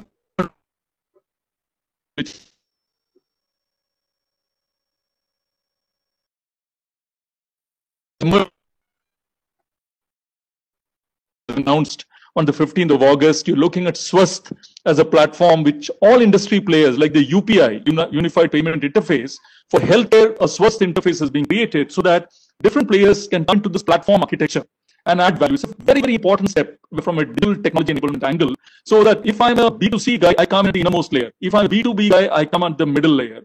If I'm an architecture guy, right, I'm the guy who is enabling the B2B guys, I come at the third layer. So this architecture view is very, very important. And I can't but, since we are all amongst many technical people as well, in a network OSI model, Ayurveda is going to be a fantastic positioning. It's the highest layer of the network OSI layer, which is the management layer. You can bring in everything under Ayurveda because this whole person, it is not going to be, it is not restrictive. It's inclusive in approach. That is the beauty. And therefore, the technology role is simple. Access, because not only for telemedicine, but actually to take a continuum of care from the primary health center in the villages to the taluk hospital, to the district hospital, to the city. You can create a continuum of care which is based on technology. Huge opportunity. Evidence building, because when you look at practice-based research where data is emerging from clinics and practices, you're able to integrate that. So for evidence building, eventually technology will come. for customer acquisition, marketing, awareness building. Huge market. Specialist startups can come in. They're already doing that in Kerala, who focus on supporting hospitals and resorts in acquiring customers, right? Focused. And I want to conclude by telling technology overall for the totality of health management and skills development. What IT did through technology, there are many lessons from the IT industry, all of which can be brought in because it's a knowledge industry. Unfortunately, it's been reduced to a therapy or just a massage and loose thing. It's a complete knowledge system where all the lessons of IT can be applied. So tremendous opportunity, I would say, overall. Yeah, very good. Actually, very good points. Harish, if you can give your comments. So what I have a certain wish list that sometimes today we are living in fragmented silos in our own lives. So we all, I mean, all of us in this panel, we go for some issues to an allopathic doctor. Like all of us, we all confess that we love our Ayurveda products, whether it's herbal, whatever, we figure that out. Sometimes we go for homeopathy for certain allergies and things like that. We have some joint issues. We know that we need to go to a certain therapist for physical therapy, not a physiotherapist, but a massage therapist for certain things. Then some of us are into fitness, so we have our own gym instructor. Then for dietary, we go to a dietary counselor. We feel stressed out, so we need to go and talk to somebody, a mental therapist. So it's all totally silos. So what's my wish list is something radical out of the box, that can the new NMC, the National Medical Commission, which is a successor for the Medical Council of India, can take a bold stance to fuse these different systems of medicine together. I have a dream where the future generation of undergraduate doctors and postgraduate doctors in India are taught holistically elements of modern medicine and Ayurveda together, instead of training doctors in silos, that because somewhere there is a question of stepmotherly treatment towards traditional practitioners in our country. And I don't think policy is the solution for that, because there is huge amount of vested interest, which is like, we use the term the deep state. The deep state will not accept the emergence of this new thing. So I think the solution is to basically declutter the entire thing and fuse it together into a completely new stream, which I think will be India's gift to the world. That's my biggest wish. Yeah, that's quite interesting. It's a bit philosophical too. That is, if you really want to change the way in which we live or change the world, we have to change our thinking. So in some ways, if we can actually change comes with generation very easily for us, it's an effort. So if we can get the youngsters inspired and excited about this, and then of course we have the technology and we have to build a knowledge system around it, so that why is it people will not go with that much of confidence to Ayurveda is probably because of, for all the reasons what you said, is because it's not evidence-based and it's a different kind of treatment altogether. And how do we get that, the importance, and how do we glamorize it in some ways? History tells us the worst, because I come from the technology field, I don't want to name the company. One of the worst performing relational database management systems, which I have evaluated 30 years back, has emerged as the best and the most successful relational database management system in the world. And the reasons are who was behind it and what was the passion and the financial strength. So how can we actually attract Amit Dalmia to invest in Ayurveda is an important aspect. And that was the reason why that company became number one. It had the financial muscle and the passion behind it. And so I think it's quite an interesting one. So Ajit, your comments.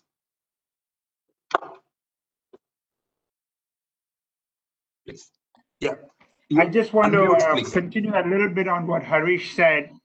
I think, it may be hard to create a uniform medical syllabus but I would at least argue that I'm not an expert on the Ayurveda medical syllabus, but I feel that some exposure to, so for example, in America, we have the DO system, which is the osteopathic system and the regular medical stream. But some of the courses that they do are shared. For example, basic physiology or basic biochemistry and, biostatistics. And that will lead to a better understanding of the scientific basis of medicine. The second I would say is that, at least as far as Kerala is concerned, we should identify centers of excellence and invest in it, because that will form the nucleus for further developments. And thirdly, I would strongly argue for a uniform electronic medical record system to be used in the Ayurveda hospitals, which I'm sure you could provide, which will help us with collecting data for future projects. Thank you. Very good.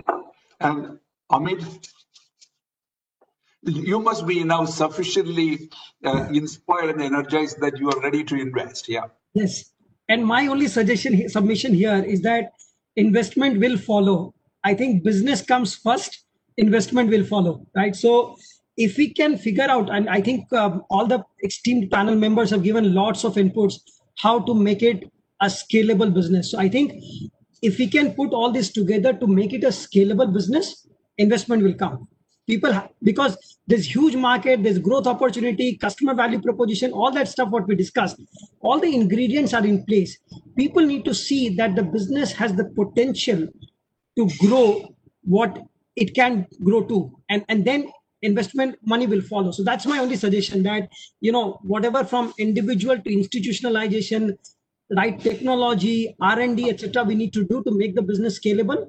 It will attract investors for sure. Startup investment is pretty active, right? But it's the large buyout funds which are not active in this space, and that's purely to do with the scale. Thank you. Saji, any further comments before we take few questions? Yeah, the only comment is that we were actually discussing this in the past. I know about this, that to create an incubator for Ayurveda, the startups provide technology solutions to Ayurveda. So that is something I think we may have to start seriously looking at, and that can actually take care of the early stage startups. And if you link it with the industry and vendors like Rajiv and all, then actually we can look at developing a large number of startups on that. I think that's one of the action points, which maybe, in fact, we had a discussion with CIA itself to set up an Ayurveda incubation thing, which as a fallout of this conference. Unfortunately, IT Secretary is not here now, but yes, with support of government, if we can actually take up on that can actually be a good thing. We will definitely take up, but that's what exactly I thought. If IT Secretary was here, he would have been able to respond to it. I'm sure he would have positively responded too. All right. Okay. So thank you very much. And we are together on this panel now for an hour and 50 minutes plus, which initially I thought will we have, I was asking the CIA organizers whether do we need to have 2 hours or should we have 1 hour and a half? Now I realize how time has gone, and thank you very much for all your exceptional contribution. We have few questions. Ajay, how do you take up the questions? No, I think, Vicky, there are, in fact, there are a lot of questions which are streaming in, so I'm not sure whether we can finish it in the next 10 minutes. Because, I've been getting messages. Yeah, if it is okay for the fellow panelists, I don't mind extending by another 5-10 minutes if it is okay. I guess another 10 minutes extra at the most, 5 to 10 minutes would be what we'll need.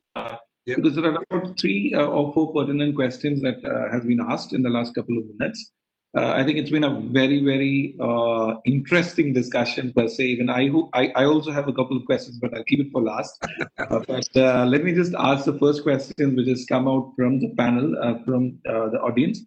One is, this is from Dr. Saji of Datri. The question is, what is the scope of Ayurveda being a mainstream to reduce, in reducing the cost of healthcare in India? If you didn't understand the question, it's primarily if we mainstream Ayurveda as a public healthcare system, means how to reduce the healthcare cost. That's a question one. So we can probably interesting question, actually, very interesting question. Who would like to give it a shot? VK, can I go at it? Yeah, yes. Please. So basically, we have a situation where almost 62% have to pay of the Indian population have to pay out of pocket for the healthcare that they get, because the insurance or government does not cover that. That's the situation. So Dr. Saji's question is very important. I think the fundamental lowering of the effective cost will happen when we are able to move into the prevention mode, right? So we don't wait for the 11th hour. So we're able to nip in the bud.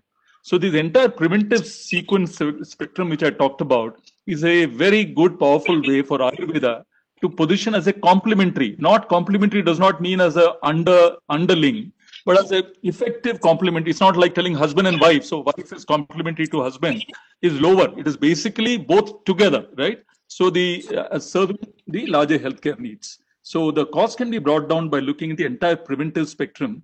And one piece of data in the US, for example, on stroke rehabilitation, the bill spent is 5x of what they spend during the active care in the emergency care. So if you look at the money that is spent post, that is 5 times. So that is where Ayurveda can bring the cost down overall. Yeah. And also, come to think about it, you can also, when you go into a preventive mode, the quality of life that we lead and the constructive contribution people will be able to make to themselves and to the community also increases. Yeah, so like now wives are not complimenting, it's the other way around. We should actually make Ayurveda also the other way around. Okay. Thanks.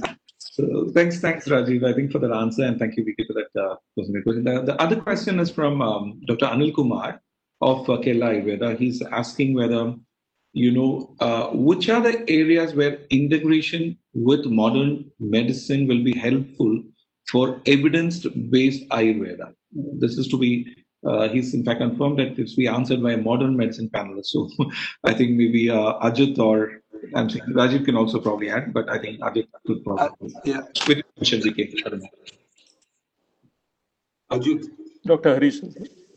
Oh, Dr. Harish is also sorry. I'm so sorry.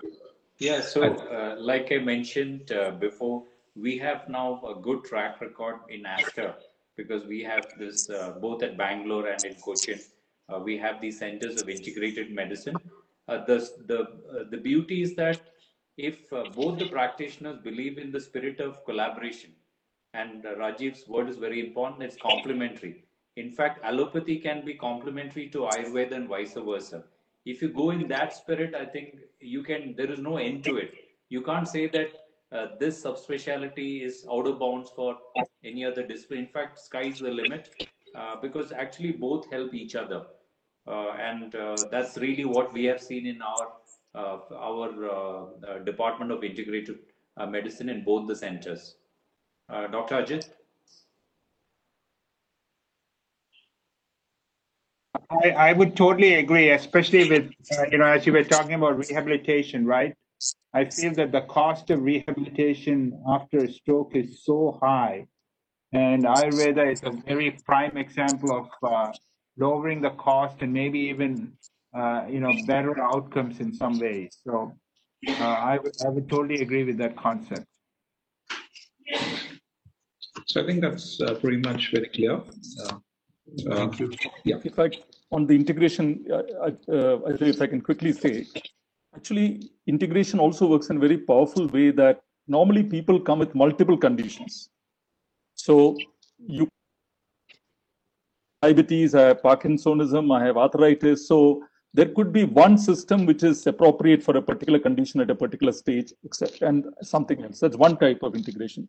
The other type of integration is in the use of medical technologies, because you're using devices and technologies for differential diagnosis, for risk mitigation in whatever we do.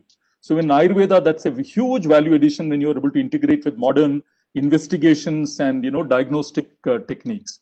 And the third part is the use of Ayurveda as an adjuvant treatment, which means pre-surgery you are able to do, or post-surgery. So there is a supportive role which Ayurveda can play to mainstream surgical conditions, etc., rehabilitation.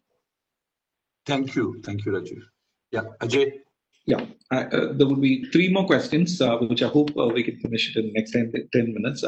One is, this is my personal question, is like, we talked a lot. I mean, I think all panelists were very, very passionate. I think been very open and very clear about the deliberation. So one of the aspects that, I think is often confused, because we talked a lot about evidence-based medicine. So the big question, which I always see internally from the Ayurvedic industry, is that how do you do research? Because this is an oft confused area where people have got different approaches and nobody really has that clarity on how this has to be clearly done. Do we need, as we say, a medical trial mode where we need to do the research as in a modern science, or do we have to, as we talked about, aggregate data, create larger patterns, create broader conclusions, and go about with the process of creating evidence? Or do we need to go the full-fledged process of going for a clinical trial and getting a drug registered, which is what I guess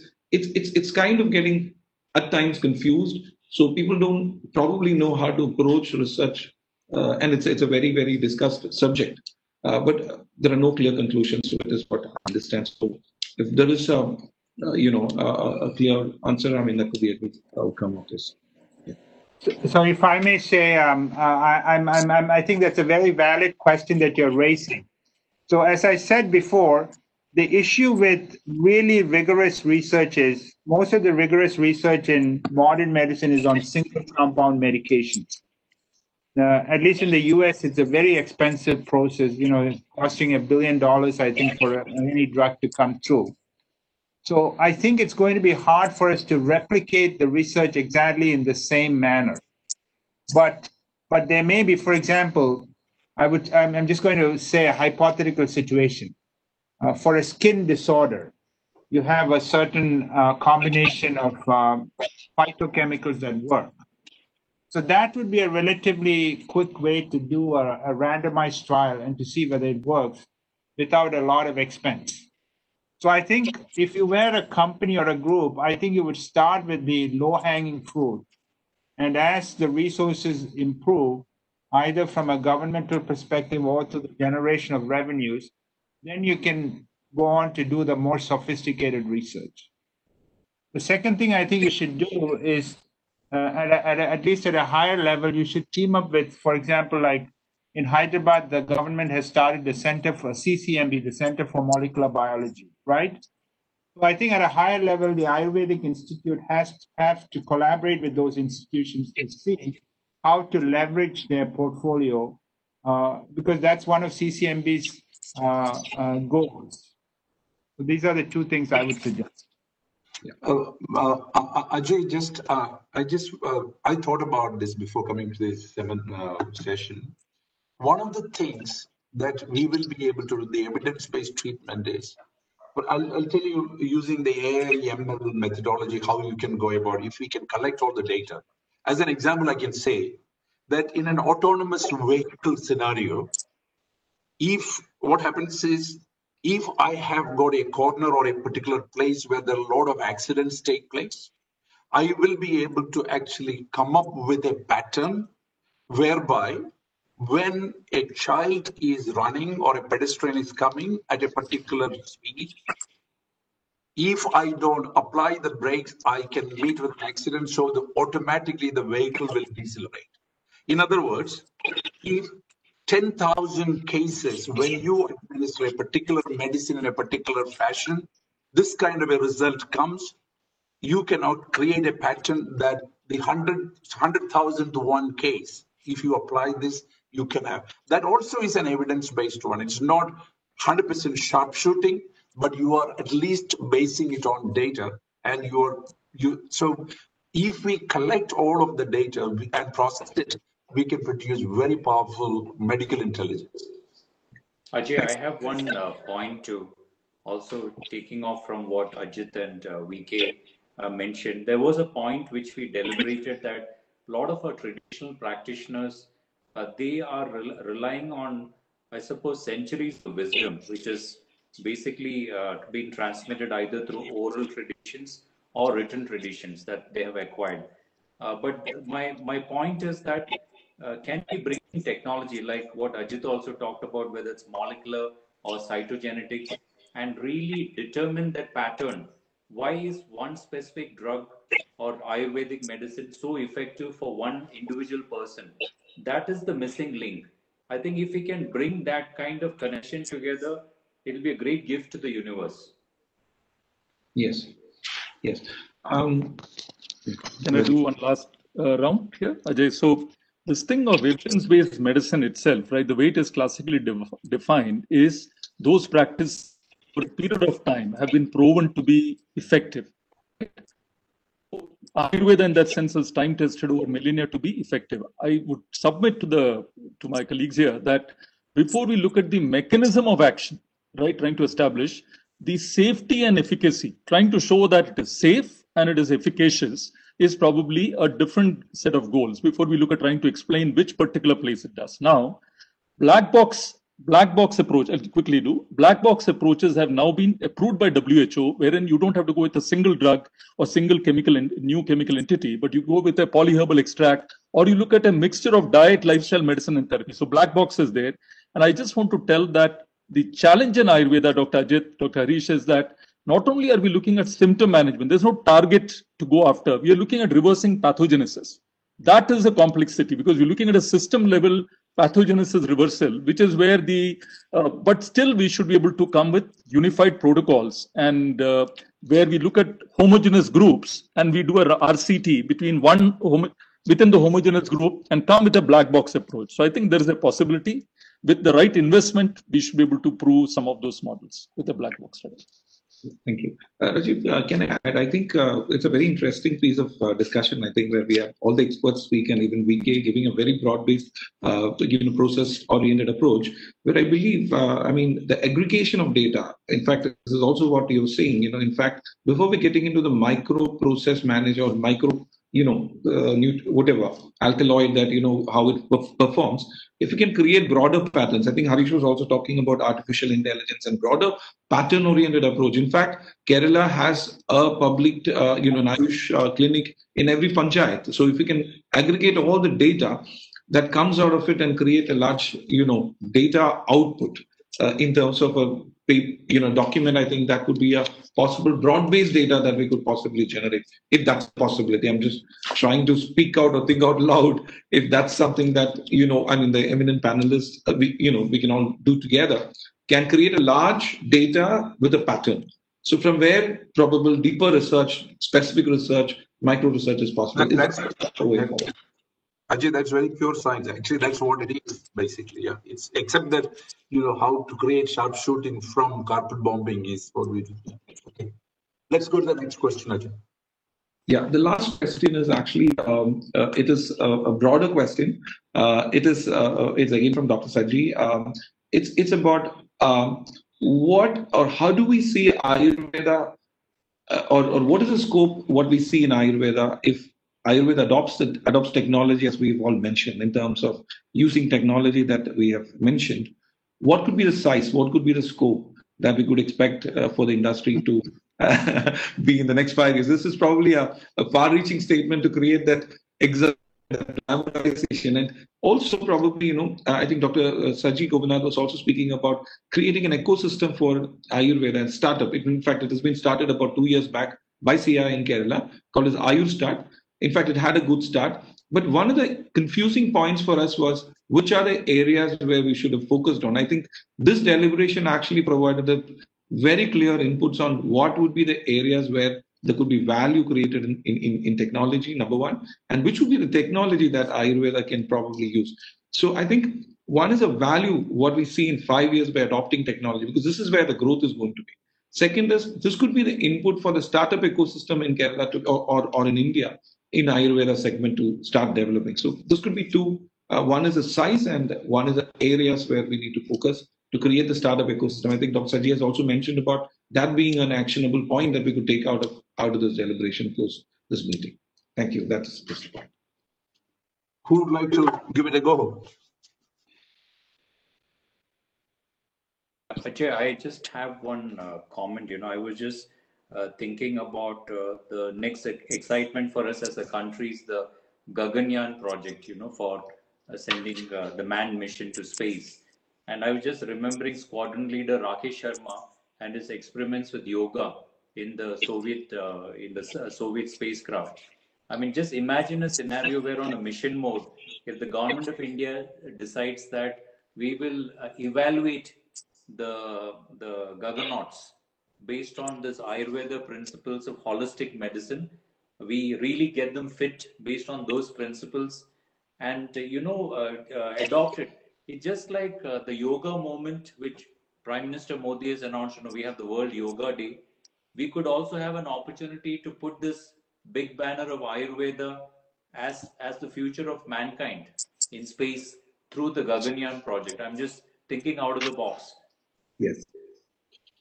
Yeah, so in terms of the TAM or the size of this sector in the next 5 years with technology, but again, if it is unconstrained technology available, then that's something else. But if it is going to be the technology as it will happen, that's a completely different.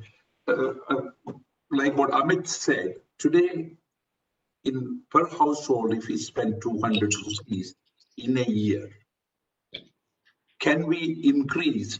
So if that spend can be increased for beneficial value, the TAM is quite high. I'm just taking only India part.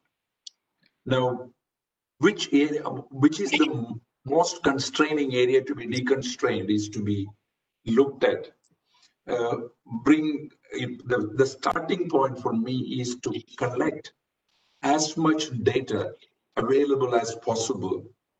And that will supplement and support everything, including the information and data about the patients existing. So if you take the case of Kerala, we have 35 million people, and if you have the medical history of these people, that in itself is a very good input with everything that we actually provide, and then for the care as well as for curative care. Yeah. So it's huge opportunity. Saji, it would be difficult to, in my view, it would be difficult to project without us having our program of work planned.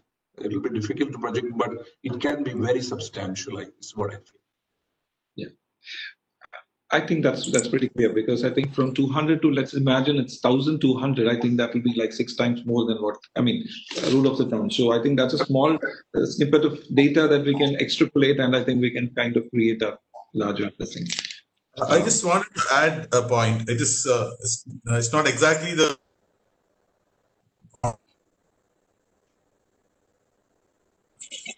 see, one thing which we discussed is about this data and ensuring that this data can be used for things. The challenge today is that we still don't have a proper protocol for medical data collection and anonymizing it so that people can actually work on that. That is a thing which I think we need to sincerely work on. Because not only in Ayurveda, it's even on the other side, but I think specifically in Ayurveda context, if you can actually come out with a protocol and which can actually ensure that you create a data warehouse or something like that, which is completely anonymized, and people can actually develop solutions on the top of it.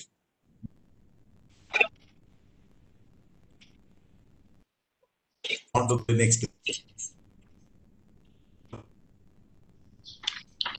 And all. This is something I think we propose to the government also. We will. I think that's a very important takeaway. That's something which the government has to do, and it's not. I think Rajiv, this has to be done also at the center level, because we will have to have laws enacted so that they are safe in the sense in terms of data protection and privacy and all that, but at the same time that can be available for use, for beneficial use.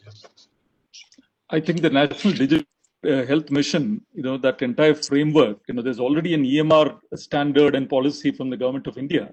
But the NDHM is actually giving this whole thing. And I just want to state one point. Kerala IT policy, 18 years back, right, had provided for a data protection vision, telling that, citizen data, how to really bring data protection across the board. Now is a high time to really make it happen. Yeah, and implementing it and also reassuring the citizens. But of course, you would have heard we had Sprinkler and all kinds of controversies happening going on. And so people will be more and more concerned about their health data being utilized. But then if it is with the right kind of protection, if it is used, it can be of enormous value. You should be helpful in belling the cat. We'll try. We'll try. Yeah. We'll try. So, Ajay, I think that is, I am assuming, even if that is not the case, we will take that as the last question to the panel. I must say, if I can be used as kind of a censor, then this session was so inspiring and, in my view, educative, enlightening. And thank you very much for the contribution. I think it was very, very valuable, very complimenting with less overlap. What I will do, we will document, and with the help of CII, we'll document the discussions, outcomes, and also some extrapolations from this. We will put it up for action for the but I promise that we will send a copy of that to all of the panelists, and we'll also make it available to all of the people who had been attending this session. It's about Ayurveda, but other than probably one person in Ayurveda, Rajiv, everybody else is from outside Ayurveda, his industry, and still we could make a reasonably effective and constructive session. Once again, thank you very much on behalf of CII and personally on my behalf and Ajay. Thank you very much to all of you for your time. I know all of you are very, very busy people. Thank you for your time and your contribution. Thank you very much. Thank you. Thank you, everyone. Thank you. Thank you. Thank you, Vicky. Thank you. Thank you. Thank you, everybody. Thank you.